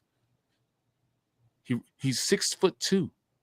Zy Alexander is going to get underdrafted, and he's going to be a great corner. And you know what's going to happen to Zy Alexander? His comp right now is Antonio Cromartie. And he's going to probably go to like a team like Las Vegas with Pete Carroll or one of them cover 3 teams, which, Salah's going back to the 49ers. So, or he's going to go to the Kansas City Chiefs, and he's going to be the name. And Zy Alexander is going to be another corner in 2 years that everybody says, dang, who is this guy? You know what I'm saying? And we're over here drafting Chase Lucas. And we're over here trotting out Bill Dorr. Hey, listen, Chase was a 7th round pick, man.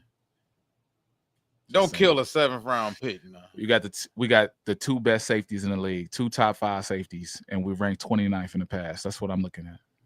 I'm not looking at nothing else. We know what the issue is. The cornerbacks.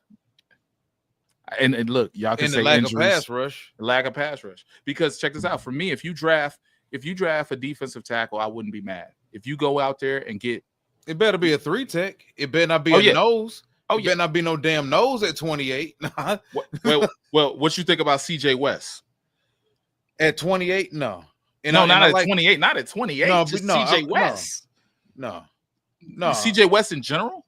No, yeah, no, I like CJ West. Okay, I'm just saying, Yeah, like I in know general, you was comparing him to Aleem McNeil, but he's a Lee McNeil, bro. now I see for what I see from him, the film I saw at Toledo Yeah, a couple years ago, to him transferring to Indiana, playing in the Big Ten against Big Ten competition.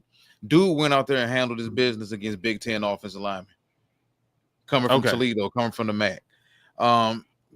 He made himself a lot of money. I think at the Senior Bowl, he was one of the 5 most dominant defensive linemen, interior defensive linemen for that matter, during the week of practice. yes, Which sir. is, at the end of the day, the week of practice pretty much is the most important part. Right. Not necessarily the game. Yeah, Derek Harmon also, former Michigan State. Yeah, Walter Nolan. Yeah, I'm cool on Shamar Stewart though. But yeah, I'm cool on Stewart. Walter Nolan fits into that prototypical 3-tech. He's got that Quentin Williams type body, and he's got longer arms. We got a member. Wow, he joined the channel. What's up, man? Thank you, man. He joined the channel. I gotta make member content now. That's what's up. I gotta make. What's up? That's good, man. Hey, look, man. It's guys like you, man. What y'all make? Man? Look, y'all make me smarter, so they assume I'm smart like y'all. Oh man. Nah, I appreciate wait till they find out I'm just all AI. No. This is all AI, people. We got the Elon in here. Elon in this one. I appreciate you, HPU Luke. That's Thank what's you, up, bro. man. That's what's up, man. I got to make members only content now. This is my first member. I've never had that before. Better not be another Broderick Martin. Oh yeah. Oh, Walter Nolan is not Broderick Martin. Walter Nolan's comp right now is Jalen Carter because Walter Nolan's like this big. He can move Walter this Nolan much. is actually somebody. He was a number 1 or number 2 overall prospect coming out of high school. Yeah. Had some injuries early, but he late bloomer. He hit his stride. He hit his stride late. So you got to have that as a concern. Like, is he another Quentin Williams? Because Quentin Williams kind of came from out of nowhere at Alabama. Yeah. He had that final really great year. Like, it's Alabama fans I talked to that said they didn't see Quentin Williams coming. I got a game. That final year. I got a game for you. Mm-hmm. I got a game. Check this out. Game record or roster spot. All right. I'm gonna drop some names, and you tell me if they're game records, roster spot, or pass.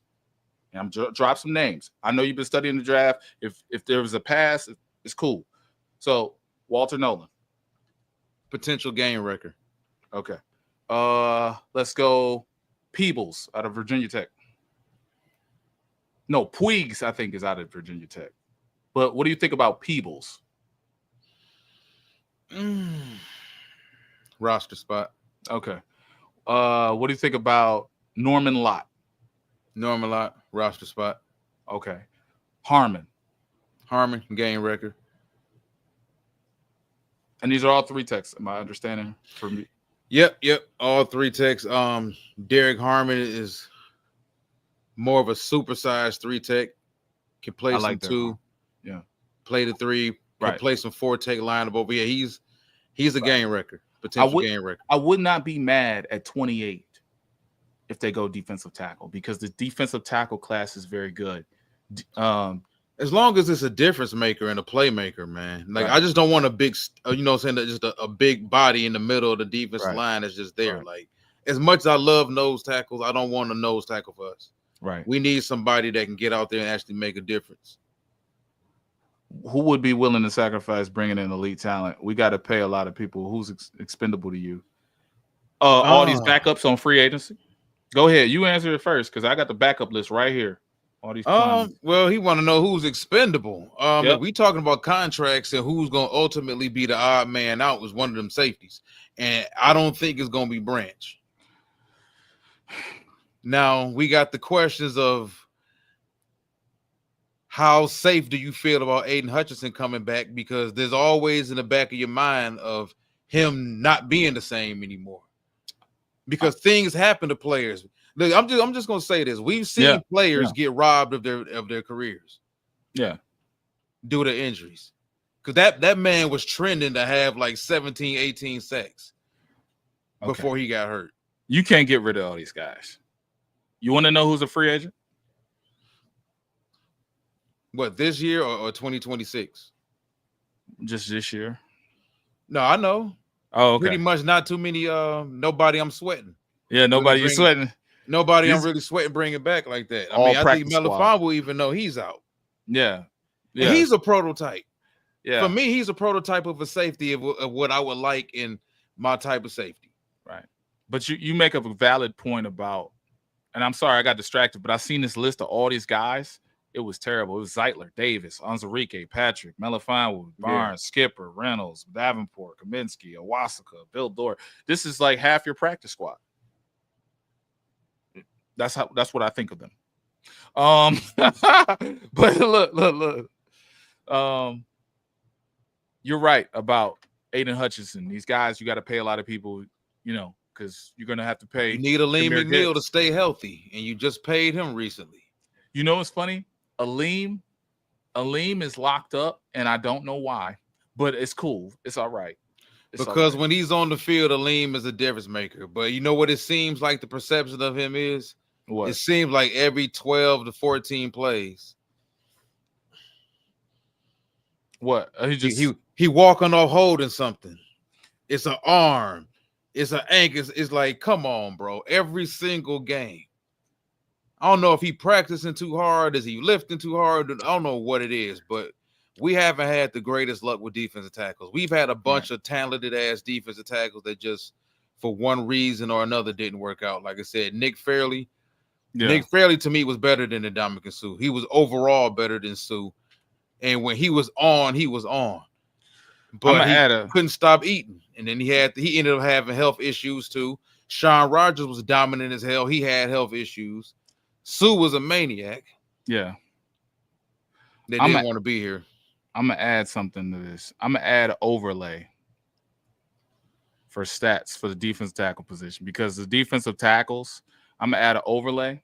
It might populate right now, but this is what I look at for, defensive tackles. And you're right about Aleem. There is always something. It's never serious, but there's always something. It seems like as soon as you think he hit his stride, it's another setback. Yeah, because he'll be out there dominating, man. He'll be out there. Okay. Yeah, you done seen games where he was out there dominating. I mean, yeah, he had 2 sacks against Denver, 2 sacks, and then everybody thought he was the greatest thing ever.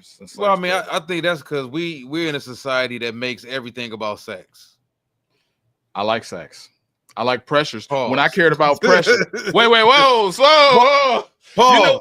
Pause, man. Yeah, I got to pause on that. Look. I like getting after the quarterback. I'll just say that. Yeah, because I look. I was talking to my wife, and she was like, "What you putting together?" I was like, "I'm putting together this compilation of all the guys I like in free agency, the guys you like." I'm gonna say this, man. Listen, Aaron Donald spoiled us on defensive tackles, bro. Yeah. Because before Aaron Donald, it was never a defensive tackle's responsibility. Luther Ellis.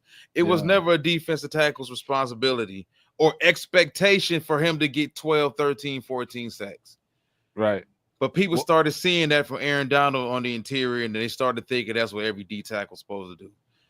That was Aaron Donald and Chris Jones. For the most part, it ain't too many other defensive tackles in the league getting double-digit sacks like that consistently, man. But for what I think he brings to you value-wise, pass rush value-wise, it's worth it. I think it's worth it because you have to factor in his production ratio, and look at his games played. Right. Yeah, when Aleem plays, Aleem is a difference maker out there. The problem is Aleem don't stay in the damn lineup for us consistently. So if I can't trust you, because he was in the original draft class, wasn't he? Yeah. With Levi. He was. Yeah, Levi. He was the 3rd round pick, and Levi was the 2nd round pick. And I hated Levi. I hated that pick. I was on live YouTube. Well, he was a nice 3. I like Levi for a 4-3 defense. When we got Levi, I said, the first thing I said on our show when we drafted Levi was, I bet you they're gonna play this man out of position and screw his career up. That's the first thing I said. They're gonna make him a 3. You can make this dude a 3-4 defensive end at 6'1.5". 284. Exactly. I'm gonna do some rapid fire to catch up with these questions. For this question, odd man out is gonna be linebackers to me because they're so interchangeable, like Rodrigo and all those guys. That's the odd man out for me. The next question is so you focus on edge or interior D line. You can get them both in this draft. I want that to be very clear. You can go 2 DNs, you can go 2 DTs in this draft. For me to be very accurate with you, what's his name is going to be there? Jack Sawyer is going to be at 28. I mean, unless he does a superior combine, like he only had did he only have 4 sacks? And his pressure rate is like 66 among all the defensive ends. Is he a try-hard guy, though? He's a try-hard. So the thing about, you want the try-hard? No. This is smart. You want Sawyer. So I've already predicted the Lions get Sawyer. And you've been talking about Sawyer for almost 2 years. I've been talking about Sawyer for 2 years. And Sawyer, for me, fits that Lions profile. That's another thing I do. That's why I can guess these picks every year accurately. The profile for the defensive end is stop the run and then rush the passer. And that's what he does amazingly is he stops the run. Now, getting to the quarterback is something he does good, but his stopping the run is amazing. And we can break that down. But for me, you go DT, you go DE, you go corner, you build up this defense, get a lot of elite players. What do you think? It's interesting about Sawyer. I would expect Sawyer to be more productive, considering the fact that he's played on a defensive line with probably, 4 other defensive linemen going to get drafted from that Ohio State defensive line this year. So you would expect him off the edge to, and I get it. Granted, all these defensive schemes are different. He may have had a different set of responsibilities. Okay. He may have not been able to be allowed to pin his ears back and get after the quarterback that consistently. Yeah. He may be one of those edge rushers that gets to the league and you like, damn, Sawyer had 11.5 sacks. We didn't see that coming. Yeah, he could be like that. But the thing about Sawyer that I'm seeing, and I've been saying this for like 2 weeks now, is like I've been saying this since the playoff game we lost. He's like a little engine that could. Everything he does is try hard. Everything he does, like there's a certain mold that the Detroit Lions go for. It's not the sexiest player. It's not the most athletic. It's not the fastest. Not to sound racist, I ain't think I offend anybody, but 2 white edge rushers in 2025. It's okay. Him and Aiden Hutchinson. As long as they get that sack. No homo. No weirdo. Don't cancel me. Well, I'm gonna say this also to get back to like further elaborate on my last man's comment. Yeah. To me, this goes back to what we were originally talking about at the beginning of the show. Yeah. What type of adjustments we gonna make to the defense? Because if we gonna transition from playing 4-2-5 90% of the time to maybe blend in some 3-4 in there. So now you're talking about playing that 4-2-5 maybe 70% of the time or 65% of the time, but still being able to get the same benefits out of your run defense and more pass rush ability and still be able to take away the deep third of the field with a 3-4 defense, playing with 4 linebackers. And that was a key thing that I had in place. Like, if we're going to play more 3-4 this year, then I'm getting some smaller edge rushers. Right. Because all you got to do is they're so easy to find. That's why I understand why so many teams transition to a 3-4 defense, because it's easier to find undersized edge rushers in college. You can go to any team in college and find a 6'2", 260-pound edge rusher, or a 6'3", 235-pound edge rusher who you can stand up in the NFL and make him a weak side linebacker. We'll be able, and that's the type of content I want from the defensive coordinator, right? Because what's his name? Jeez, I always forget his name. Kelvin Shepard. I'm just calling him Shep. Yeah, Shep. That's the kind of content I want. I don't want to hear about you're going to be relentless. I don't want to hear about that stuff. That stuff is for the fans. All right. When you come on this channel, whether you're a subscriber or whether you're just a person who loves the game, you want to watch the game, break down the game, we got to be analysts. We got to analyze the game. I don't want to hear no coach speak about we're relentless and we're tough and we're going to play for each other. Everybody says that, bro. when the money come down, when Aiden start holding out and all that stuff, and the money is about the money. Oh, and yeah. stuff, then it's not about we talked about that. Bro, you don't, everybody, man, you got a certain select group of this fan base that believes everything is just all peaches and cream. Like, no locker room. There's 32 locker rooms in the league. There's people in every locker room that ain't happy to be there. Right. That's just the way everybody at your job don't love the job. Yeah. I'm probably one of the people, but I don't know. Trade Kirby and draft the new. We got Brand. Wow. Go draft the Malachi Starks at 28. Hey, but I want to get the Marcus Willis question. Oh, Marcus Willis. Yeah, Walker. where's it? Oh, David Walker. Yeah. About Dave Walker. Yeah. Another kind of a tweener. He got sort of that Pascal body. I think he got a little bit more anchored than Pascal, longer arms. He has some good Ohio State tape from 20. It was, I'm not mistaken, 2022. Mm-hmm. Or was it 20? No, it was 2023. He has a pretty good Ohio State tape. You got to deal with the fact that he played where he played. Wasn't hyper productive. That combine is going to be important for him. I don't know if he is invited. Yeah. But I do see an explosive guy. He was able to hold his own, I felt, on the interior of the offensive, on the interior of the offensive line, going up against opposed offenses consistently.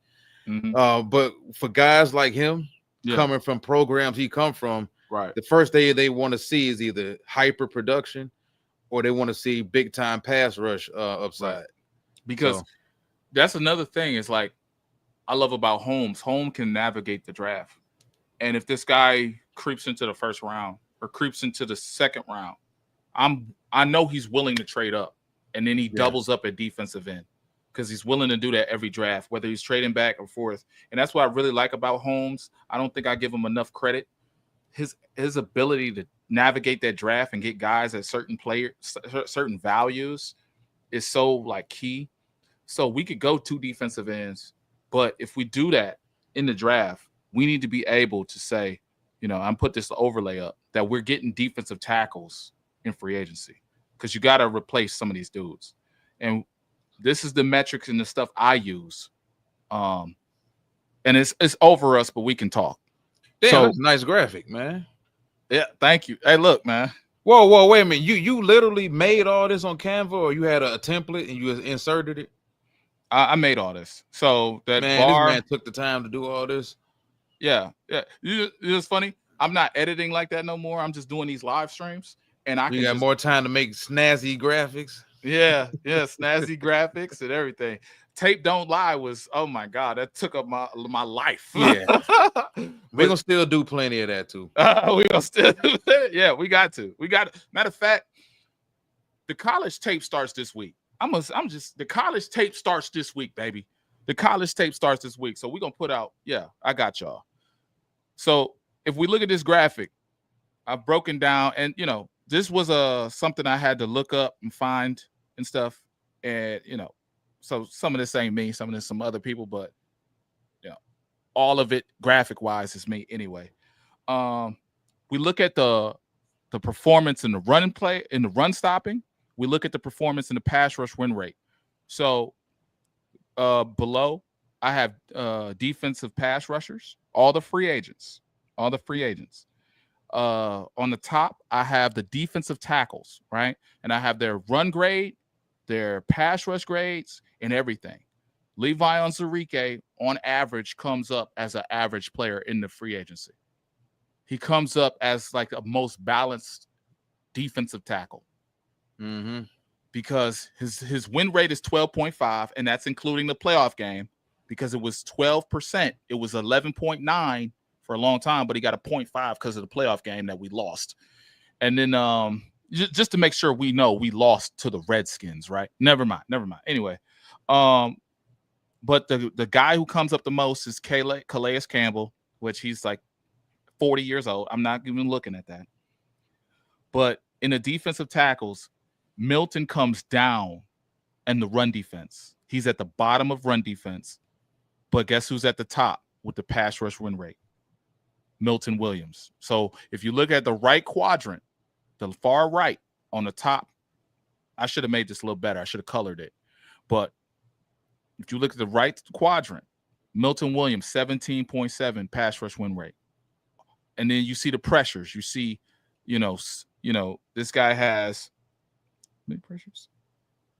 I think I cut him off, but he had a few pressures, but his win rate was crazy because he was rotational.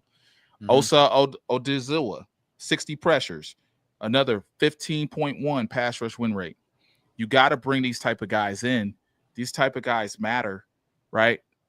You can get a defensive tackle for 15, 17 million, and you can bring in a Jerron Reed or whoever. You can bring in somebody to replace them, and you can go twice. You can double up at defensive end. Like the Lions have a lot. They have no excuses this year. Like if I look at the pass rushers, Khalil Mack still comes up. He had 49 total pressures. He had 15.1 pass rush run rate. He's still going crazy. Josh Sweat, 15.7. Baron Browning, surprise, surprise. Baron Browning's a mid-tier player, but he's a dominant pass rusher.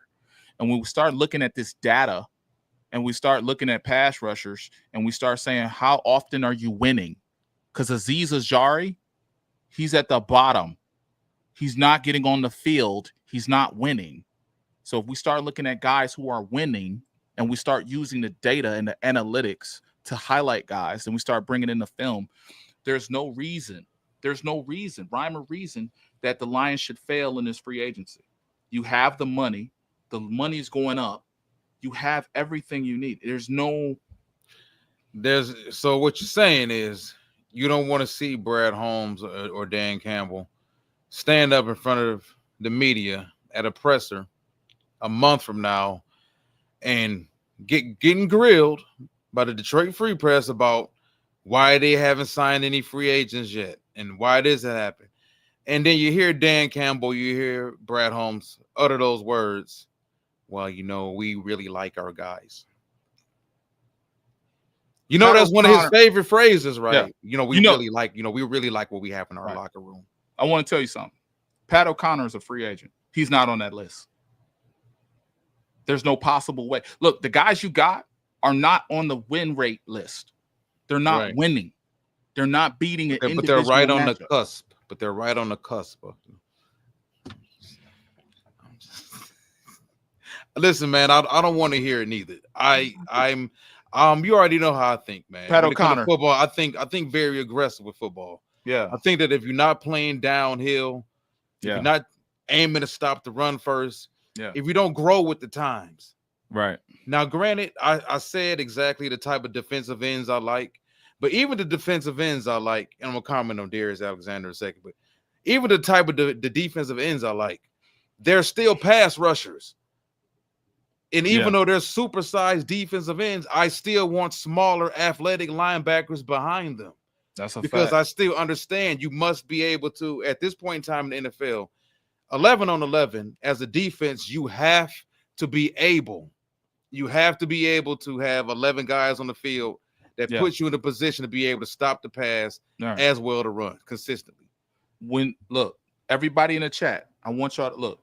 I know you're going to get on Darius Alexander, right? Oh, yeah. I don't want y'all to like take this comment disrespectfully. It's going to be a real respectful comment. When the Lions sign a free agent, I want you to ask yourself, can that free agent start on the Kansas City Chiefs? Can that free agent start on the Eagles? If you say no, it's over. If he come out with Pat O'Connor Jr. at the draft. Oh, I agree 100% with what you're saying. Like if the people you say on our team deserve so much money, ask yourself this, we should just re-sign our guys. Well, if any of the guys you decide to re-sign, would they be able to even be second string on the Philadelphia Eagles? Because the guys you bring in, if they couldn't even start on that team, I don't understand how you figure you can actually compete consistently. Right. And I got something to say about Slay because that's what's going to come up next. Slay is 34 years old. I had Slay on my cap casualties watch list. I did the video last week and then did another video 2 days ago. I like Slay. I respect Slay. Slay's game is great. Everything he did for Cass Tech, shout out to Slay. Everything you did with Amani Bates, shout out to you, bro. If the Eagles cut Slay and free up $13 million, do you bring Slay in? Because at 34, I don't know if I can do that. I don't know if I can try to out Slay. at 34 years old? Because he I fits would my say- criteria. I would say yeah, because he would probably still be your best corner over here. That's Listen, terrible. That's awful, bro. I'm gonna give you a plan though. You bring back Carlton Davis. Let's say you bring back Carlton Davis. You meet him somewhere in the middle. You meet Carl. He made 14 mil last year. Oh. You give him 17. Let's say you give him 17. Brad Holmes ain't give. Never mind. Okay, let's say he does. Okay. Because he 17. in a bind, Nate. He in a bind, so he got to give up the 17 mil. Let's say you do that. Yeah. Carlton is 30. So you got that cornerback. I'm still not happy with Terrion being the number 2 or whatever, but you bring Slay in for. So what you gonna bring Slay in for? Who, me? No. Money wise. I'm asking, like, money wise, what do you think the ticket on Slay would be at this age? Slay shouldn't care about no money. He got a ring. He got, bro. He shouldn't care about 12 million. Okay, so basically, I don't see the downside to it because you basically bring a Slay in to be a coach, another veteran in the locker room, and he can also still get out there and cover. He's gonna be one of your 4 corners on the field. Yeah, he don't have to be my number 1. He don't have to be my number 2, but he's one of the 4. 12 million to sit on the bench. I take that. You can sign me, Brad Holmes. You can sign me, bro. I'll be Paulson Adebo. I'll get beat every play and then get an interception and make you forget about it. But somebody brought up Darius Alexander. Oh yeah, Darius Toledo. Yeah. Very impressed, man. I think he's the complete opposite of Shamar Stewart. So it comes down to as a defensive end because they're both relatively the same size. I think he's a defensive tackle though. No, Darius is a DN. They both defensive ends. Okay. They both those supersized DNs, 6'6", 290, 280, something like that in that realm. But they're 2 completely different defensive ends. Now, Shamar Stewart is a little better against the run right now because he's not as advanced as a pass rusher. Mm-hmm. He's a pass rusher. Everything is power straight down the middle. No pass rush moves. And the weird thing about it is for him to be a pass rusher, a power rusher by nature, he doesn't look that powerful. And that kind of concerns me is that as a power rusher, if that's supposed to be your claim to fame as an edge rusher, I'm a power rusher. I need to see you dominating in college against college defense, especially in the run game. Right. Well, as a power rusher, as a pass rusher as well. Yeah. Because if your claim to fame is being a power rusher as a defensive end, you need to be dominating college offensive tackles. Because if you're not dominating them, and I brought this up about the LSU game with him against Will Campbell, how Will Campbell dominated with the T-Rex arms and all. Yeah. If you're not powerful enough to bull rush and power rush and dominate offensive tackles in college, I know for damn sure you ain't doing it in the NFL. Yeah. Now, when you look at Darius Alexander, he's the complete opposite. Yeah. He doesn't look as powerful. He doesn't have the bull rush consistently, but he has an assortment of pass rush moves. And like I was telling another scout a couple weeks ago on our show, a couple Saturdays ago, from the Senior Bowl, matter of fact. Yes, sir. I would rather take a 6'6", 285-pound edge rusher defensive end who has the handwork, has the short area quickness, has the wiggle, has the snatch pull, has a little bit of bull rush, has the dip. So you like Ty. knows how to run the hoop. Knows how to run the defensive end or defensive tackle? No, at defensive end. Okay. I would rather have an edge rusher that has the package, that has all of that, over a guy that's just big, athletic, and just bull rushes all day. Remember, and we talked about win rates and production with defensive ends. You look at Aiden Hutchinson, went number 2 overall. He had to win DT. I'm saying defensive tackle. Yeah, I don't know if they plan on moving him to that, but he's been playing defensive end. I know defensive end at Toledo for a minute. Okay. But, he may have worked out with the defensive tackles at the Senior Bowl. He did. Yeah. But they wanted to see if he could. I don't think he's that because I don't think he's powerful enough to play on the inside. Okay. Yeah. Okay. I think ultimately he's going to be an oversized defensive end. Right. How you feel about, you eloquently stated that. Thank you, brother, because I feel the same way about JJ Puigs. JJ Puigs or Pegasus. He got a weird name. And he's don't get me to pronouncing.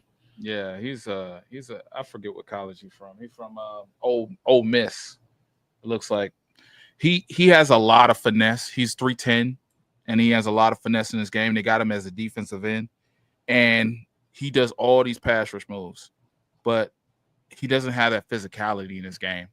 And I really care about the physicality, because if you're going to be on the line, I need you to be physical at something. Because like when we go up against teams like who like to run the ball, I don't know any right now, but no, off the top of the dome. But when we go against teams that run the ball, we got to care about the run. We got to care about defending the run. Are we that type of team to just love pass rush like the Rams? Because you see what happened with them. They got ran all over. So, I like the fact that the defensive, staff or the scouts did commit to stopping the run first, and the coach is committed to a gap and a half system. But when we collect defensive tackles and defensive ends in this draft and free agency and this talent acquisition phase, they need to be like run first and then pass rush later. That's why I like Jack, because it's a balance of the two. And y'all was right about Darius Alexander too. I want to give my man credit for that though, because when he was playing at Toledo, so he went ahead and he put on some extra weight, because he was at like 290 for a minute. I see they got him PFF, got him listed at 310 now. But that's the thing with him, is he has all the pass rush moves inside to make it work. Yeah. But if you can't anchor and you're not powerful enough, it don't matter. But he does have the initial quickness. He does have to get off. And this is another reason why I like Ty Robinson. Ty Robinson out of Nebraska. Ty Robinson out of Nebraska, he's a difference maker because he can get 6 sacks in a season. And then we can see the pass rush moves and the strength to power, like the speed to power. Like, he's not fast, but he has that power. He's ranked as the 8th defensive tackle in this class. And I don't know why.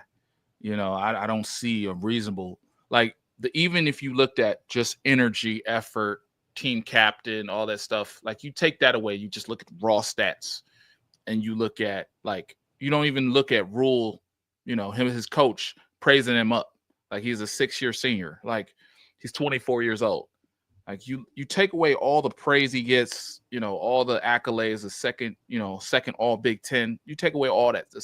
Just look at the 6 sacks out of a 3-3-5 defense.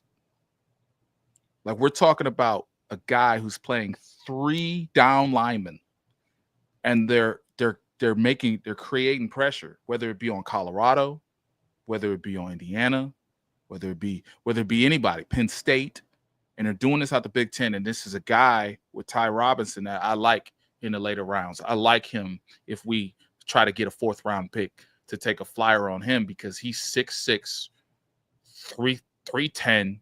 He's moving. And not only that, he's actually production. So, no, I love the fact that me and you are like-minded with production and physical ability, because there's a lot of guys who are great physically ability. Like, Pierce is amazing with the physical ability. Will it translate? Will it do that? It probably will, because he's the fastest. He's going to run like a 4 or 5. Well, but that's the thing, man. I think when it comes to those undersized edge rushers, and that's what he is. I mean, I understand what he weighed in at middle of the season at Tennessee, but body type wise, he's still not the most powerful guy out there. He's not. We're going to do a rapid fire. And I don't know some of these names because I haven't studied that much yet. I studied the 6 guys I like. But what do you think of Landon Jackson? I don't know who that is. Arkansas, edge rusher, long athlete. He's another guy that's going to depend on where he goes and how they choose to use him. I think he can be a weapon. I actually had him mocked to the Philadelphia Eagles at the last, pick 32. When this we gonna get these mock drafts. When I do these mock drafts, I try to keep my Lions bias out of it, and I think completely of what would I do. Hell, I had Will Campbell mocked to the Bears. That would be terrible, bro. But no, listen, Landon Jackson is a guy.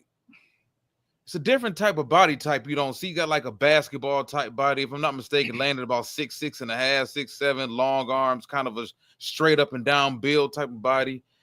Don't know if he can really, I don't think he can really play with his hand in the dirt. Like Taco Charlton.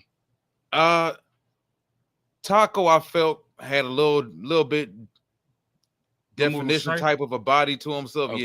Yeah. Landon, And when you talk about being that tall with that body type, no anchor, narrow body, narrow base, narrow anchor, I can't let you play with your hand in the dirt. So that means more than likely you're gonna either have a designated pass rush role within the 3-4 defense. Yeah, because I'm not even sure if he's consistently an outside linebacker like that. Right. This is another guy I feel like is a 3-4 guy. Princely, yeah, Princely's definitely a 3-4 guy because the way he's rushing, he reminds me of what's that dude that played opposite of Watt? He reminds me of that guy. Was his name Bud Dupree? That's what he reminds me. He reminds me of Bud Dupree. Like he's like a carbon copy. Another rapid fire question. So would Jack fall into that power rusher that might be effective in the NFL? Oh, this is my question because I guess we both could answer it. Yeah, go ahead. You first. I'm gonna just go off what he said because he just I think Jack Sawyer is a safe pick. I think he's gonna be a good pro. Yeah, that's a safe pick. That's to me, that's the pick. Like when we pick Jack Campbell with maybe surprising upside. That's why I said like it wouldn't surprise me. I don't think he's a bust. High floor. I think at the least you get Justin Smith.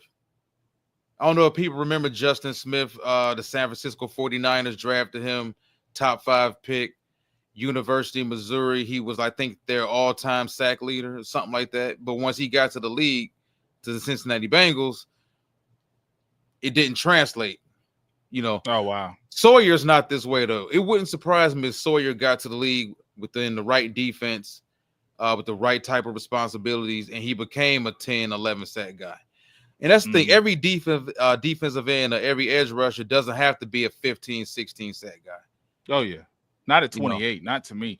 Like that TJ Watt stuff, because it was light in his frame, like falling to 30. And I wanted him too. I want guys that can get sacks. Like right now, check this out.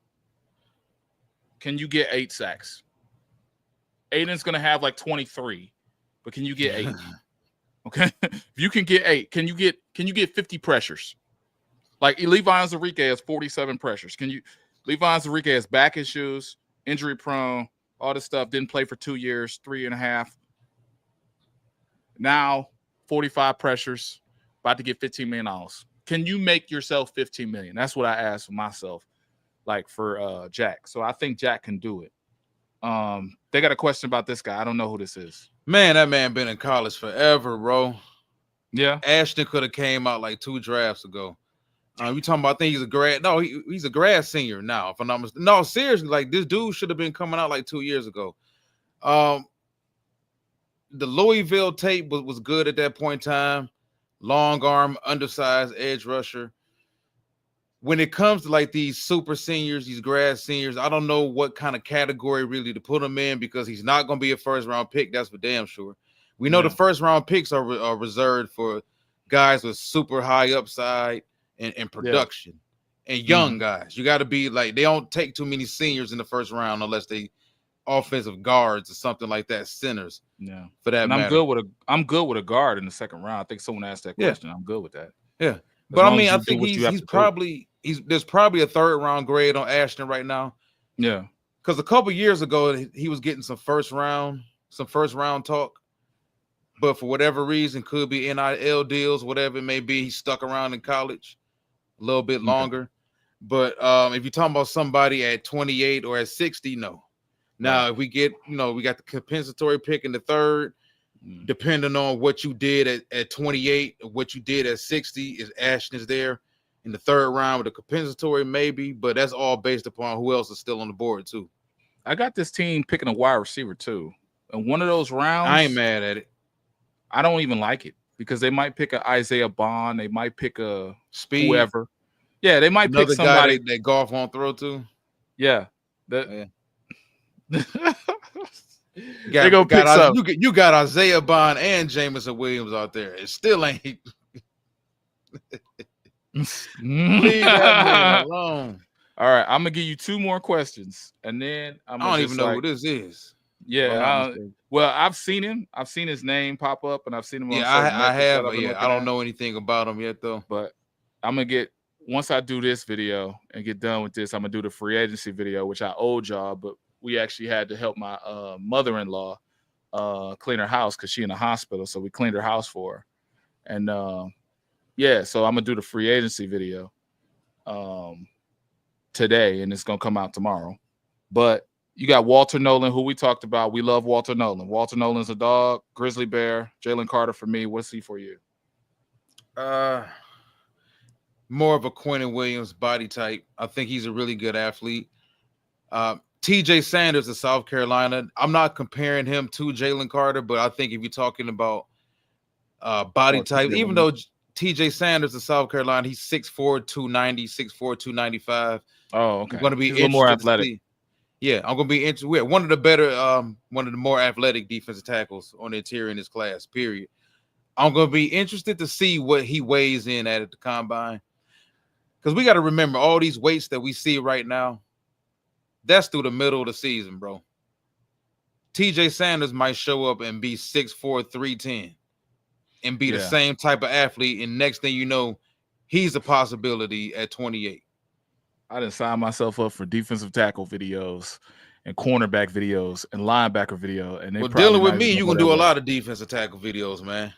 Oh, yeah. Dancing Bear. Shout out to the Dancing Bear podcast. I think it's a lot of talent at defensive tackle, man. Pass rush value. Y'all got to tell me what y'all Mike Green. I think he's part of that 3-4 plan. Yeah, he's a 3-4 guy to me. I think I seen a mock today where he falls to 28. The Lions pick him. If you don't have a plan for him, don't be stupid and leave the boy alone and let him go live his career somewhere else. I hate when teams do that to players. They draft a player, they know exactly what he is. You know exactly what he is. But you're going to take him, and I'm going to harness that talent you had in college, and I'm going to put it inside my defense. I'm going to make you do a whole different set of things. And that's what irks me about it, is the fact that can he play with his hand in the dirt? Because that was a big issue, not issue, but a concern people had about Will Anderson. Well, he's been playing with his hand in the dirt for Houston. And he's looking like a defensive player of the year candidate for next year. So you're looking at Mike Green 6'4" listed right now. We all know. Yeah. The truth come out at the combine, boy. Yeah. You find out that 6'4" is 6'2" and 3/4. Yeah. A lot of that'll change. Yeah. A lot of them 6'5" receivers became 6'3" after the combine. You notice that? Yeah. After the combine, the 4.2s became 4.4s. Yeah. And Terrion Arnold's, that's why they had to make speeches and shit. Oh, yeah. Mama, I did it. I did it, mama. Magically, you ran a 4.4 at your pro day, though. That's why I don't pay attention to none of them pro day numbers. Yeah. Your home school gonna always inflate your numbers. Right. Because they're trying to get that money for the first round. Top 5 defensive tackles that are good fits with the Lions in this draft. I just mentioned one of them. I think TJ Sanders is one of them. But also, this is the thing, like, what are we drafting him to be? Because if we bring DJ Reader back, he's not going to start. And Aleem will be back, so you're not going to start. So we're drafting basically a playmaking defensive tackle at 28 to be a rotational player. See, that's the thing. And I think people notice on my channel. In this offseason program, I need 2.5 starters. Or no, I need 2.5 on the defensive line. 2.5 acquisitions. What I mean by that is 2 starters, 2 bona fide guys that can start. Obviously, you got, hierarchies in the locker room. And obviously, you got people are going to get a look that shouldn't get a look. Like Zadarius Smith is going to play most of the snaps. But can the guy behind Zadarius Smith start if Zadarius Smith, gets hurt or something like that? So I need 2 guys. I need someone to go on that defensive line next to Aleem McNeil, or while Aleem McNeil is out, because he will be out, right? I need somebody to be opposite of Aiden Hutchinson, or somebody be opposite of whatever. I just need 2.5. When I say 0.5, I need a rotational. I need 2 bona fide starters out of this draft on defensive line, out of the offseason program. Because if you bring in, check this out. I'm not playing with you. You tried out another try hard. Okay. This is going to be Spirit of New England. This channel is going to be Spirit of Washington, D.C., bro. Y'all are going to see a whole graphic and everything. Spirit of Panthers, huh? Spirit of the Eagles. I get it, man. Listen, I get it. And, you look at the fact that, DJ Reader, He may not. He could become a cap casualty, depending on what you want to pay him. You want to pay him that ticket that he's on. I heard someone mention the other day it could be potentially 14 mil. I'm not so sure about that. He's also getting a little bit up in age. He's not old, but he's still getting a little up in age. You also mentioned Elaine McNeil. Yeah. I can't count on you to play 3 games in a row. Something always happens. I look at it like, regardless of position, I think that front 7 needs 2 difference makers. 2 difference makers. Now, I will say this: is it possible in year 3, Jack turns into Buckets Award winning Jack Campbell from Iowa? Now, if Jack Campbell evolves into a difference maker, bro. I'm talking about a big time difference maker. Not right now, he's a tackle machine. Jack Campbell's good, bro. What time let's be honest. Big time difference maker. Is a difference between liking somebody and big time difference maker, bro. Be serious. I'm serious. Like what are the big time difference making plays? Aiden Hutchinson is a big tip time pass in maker. San Francisco. The tip pass. Oh, this man. That's not a on 3rd down. Oh man, come on. Jack is all right. Jack is a role player now. He's a role player. I'll give you. No, that. you want everybody to be great, man. Hey, yeah. Is he big like time difference maker? Yeah, he's not. Go back and look at when I said Buckets Award winning Jack Campbell. Go back and look at his final stats at Iowa. That's what I mean. Oh, okay. Now he may not be able to be that type of linebacker within our defense. I don't know. But Aaron Glenn was holding dudes back, bro. The scouting department was holding. Put your hand in the dirt. Rush the passer, Jack. But that's not what I do, coach. But whatever you. But Jack, one of them dudes, he ain't gonna rock the boat. If they still had Jack putting his hand in the dirt, he wouldn't probably even be saying nothing. Whatever you want me to do, guys. Are you going to the combine? Absolutely not. But I will next year. I will next year. We got to get over there. See, Micro Mike was supposed to send me over there, first class tickets, the whole shebang, put me up into the. But I'm not a part of Lions Nation no more, so I don't know if that happens. Man. DT and Edge is loaded, absolutely. And you said we might draft a wide receiver, and you don't like it. It's def to be many mouths to feed. I'll take a dude who is a Titus Young without the issues. Yeah, without the issues. Titus was balling until he started shaving once half of his head and all this other crazy stuff started going on. Yeah, I think we take a wide receiver. I only think we take a wide receiver only because the defensive tackle class is so loaded. A lot of guys will fall. Like the defensive class is like last year. The offensive class was crazy.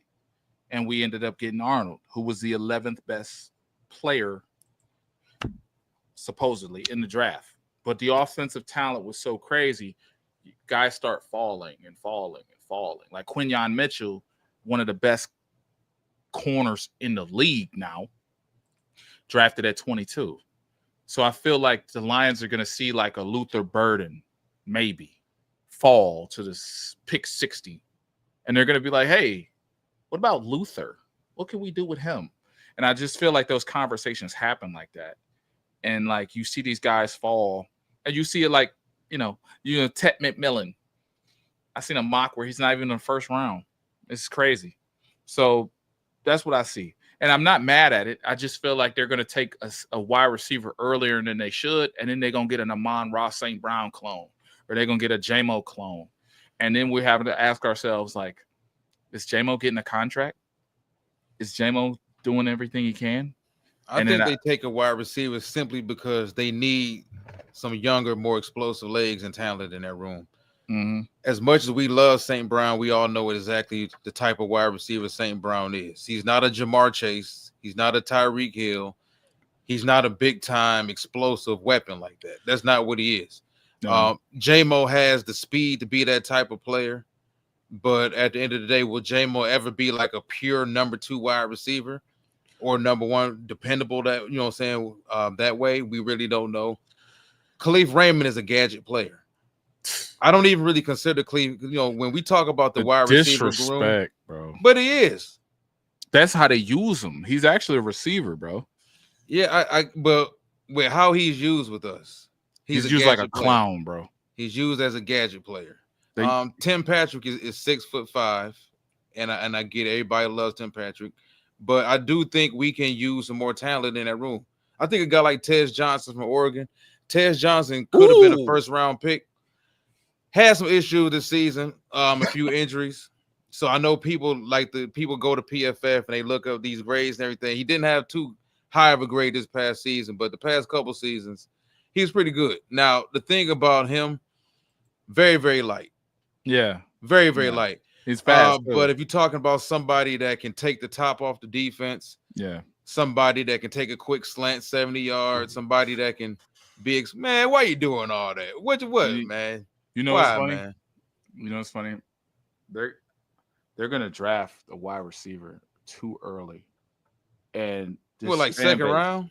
Yes, and this fan base is gonna go crazy, bro. And they're gonna trade up. I don't think they do that, man. And they're gonna get a guy, and then it's gonna be. I don't think they're gonna do that. I think they're gonna shock us with one of them 2 first picks, though. Yeah, a lot of mouths to feed, bro. So if you got J-Mo, you got Laporta, you got all them guys. Like, I love what you're saying. I love it. It's gonna make the offense more explosive, but we need defense so bad. Like, I ain't talking in the first couple rounds. I'm talking about like 3rd, 4th round if a guy's there. 3rd is too high. Sorry. 3rd is too high. I'm gonna say this. You can't judge the draft until the draft started unfolding, because it never unfolds the way you think it's going to. There's always somebody. There's always a handful of players there that you didn't expect to be there, that's not supposed to be there. Brian Branch wasn't supposed to be there. That's true. Kirby Joseph wasn't supposed to be there. That's true. Like, there's guys, time to time, they're just not supposed to be there. It happens. Yeah. If they can get a guy that's 6'4" in the draft, 6'4", some crazy, and he some freak. Yeah, he run like a 4.5, 4.6, and he and they get him in the 3rd round. Hey, Gray Zabel. Gray Zabel. One pride on it. Wait, yeah, what did he say? Gray Zabel? Where that's what I had on. That's why I had mock to Detroit in my mock draft yesterday. Yeah, first round. Yeah, look, man. They do that. I'm going down to the facility. I'm knocking on doors. Yeah, because man. It depends on free agency too. If I see what this team does in free agency and they bring in 2 defensive linemen, whether it's a DN or it's a what's the name, a defensive tackle, then if they bring in if they get Jack Sawyer 1st round, I got my 2.5. You understand what I'm saying? So then you can do wide receiver and guard and all that crazy stuff. But if you come out here and say guard 1st round, the center, Zabel, and he might be picked, honestly, because I think Kansas City is going to need a left guard. I think he makes the most sense because he helps us out in a variety of ways. Now, if we drafted Gray Zabel, it wouldn't be to play center unless Frank walked away or Frank was planning to walk away and they had a long-term plan for Gray Zabel to, maybe play him at left guard or right guard as a rookie. And then Frank walks away at the end of 2025 season, and then they slide Zabel over to center or whatever. But Zabel played left tackle, right guard, left guard, and center. And he did all of it at Senior Bowl practice. And he did all of it at North Dakota State. Yeah. And he played left tackle this season. Right. So now at a very high level. Like you said this morning, got to have some tough conversations with Ragnar. Yeah, I mean, there's nothing wrong with sitting Frank down, man, and asking, like, listen, what's going on with you? How your body feeling? Listen, we got this center on the board because we was talking about, was it Joe Dahlman of the free agent center from the Atlanta Falcons? Yeah. 26 years old. Projected contract is $11 million a year, I think, for 3 or 4 years. Like, as an organization, you owe it to the organization to make those type of difficult decisions. Right. As much as I love Frank, man, Frank getting up in age, Frank can't practice the way Frank used to practice. You got to ask Frank too, how often, how much longer do Frank really want to do this? Right. Because look, like we're talking about Brad Holmes, so he's full of. He did draft the bodyguard. Manu Giovanni do look like a bodyguard out there with his Lions t-shirt on and everything, bro. He looked just like he got his little earpiece in. What the hell are you listening to, motherfucker? Right. He looked like what's his name? what's his name from the Eagles, the bodyguard. Oh, my man. Big Zach or whatever his name is.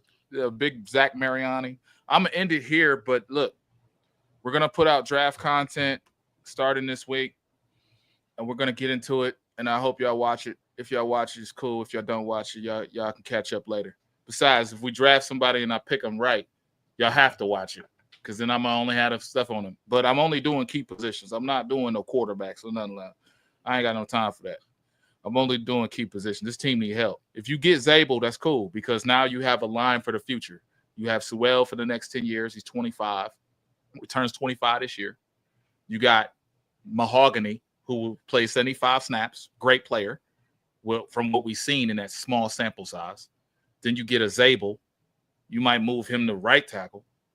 And then you start getting, pieces, like Sorsdal in there. I don't even know if Sorsdal makes the team in 2 years. But you start some life. Because all them dudes is old, bro. And I don't want to hear from the Lions fans next year. You mentioned about injuries. Offense. It's offense turn. I won't even think about that. But if this offensive line gets so old because they are old, that guys who give up 9 sacks like Decker are out for games, multiple games. We ain't even talk about the offensive tackle. Like this is a very deep offensive tackle class too. Yeah, because I'm like, stop handcuffing Hendon Hooker and everything. I would hate for Frank to leave without getting a Super Bowl. Yeah, he needs to get a ring.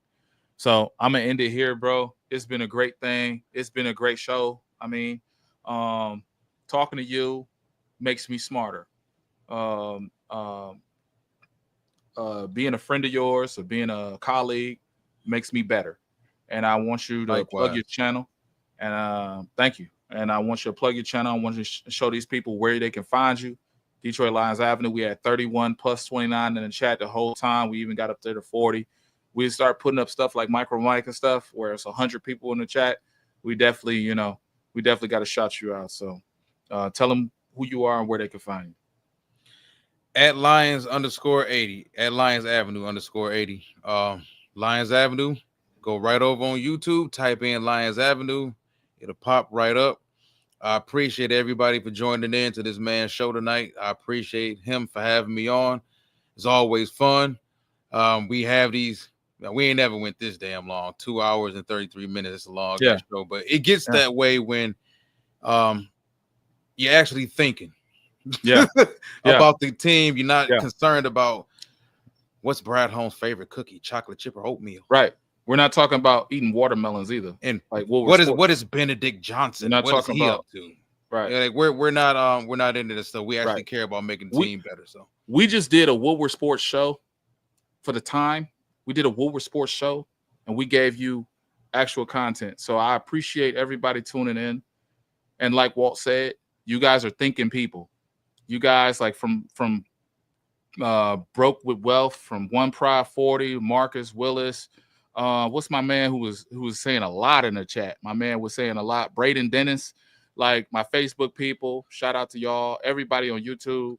Like y'all thinking people, bro. So I appreciate, Marcus Willis, Mr. Morale, everybody. Just everybody who showed up. And then the people who watch us on the replay. You guys are hustlers. You guys want to help the team win. And we all had the same common goal. We want a Super Bowl. We don't want to be the best ranked offense for 10 years. We don't want to be the San Diego Chargers of with 15-1, not first round knockout, and had LaDainian Tomlinson and a whole great team, best offense, best defense, and they failed. Anyway, I'm sorry. Anyway, y'all thinking people, man. I appreciate y'all. Lions Avenue, the best show on TV, the best show on YouTube. Go look at it. Go subscribe. Go like it. Love y'all. Peace. It is the beginning of another chapter. That part of the story of the statue's deep spiritual significance.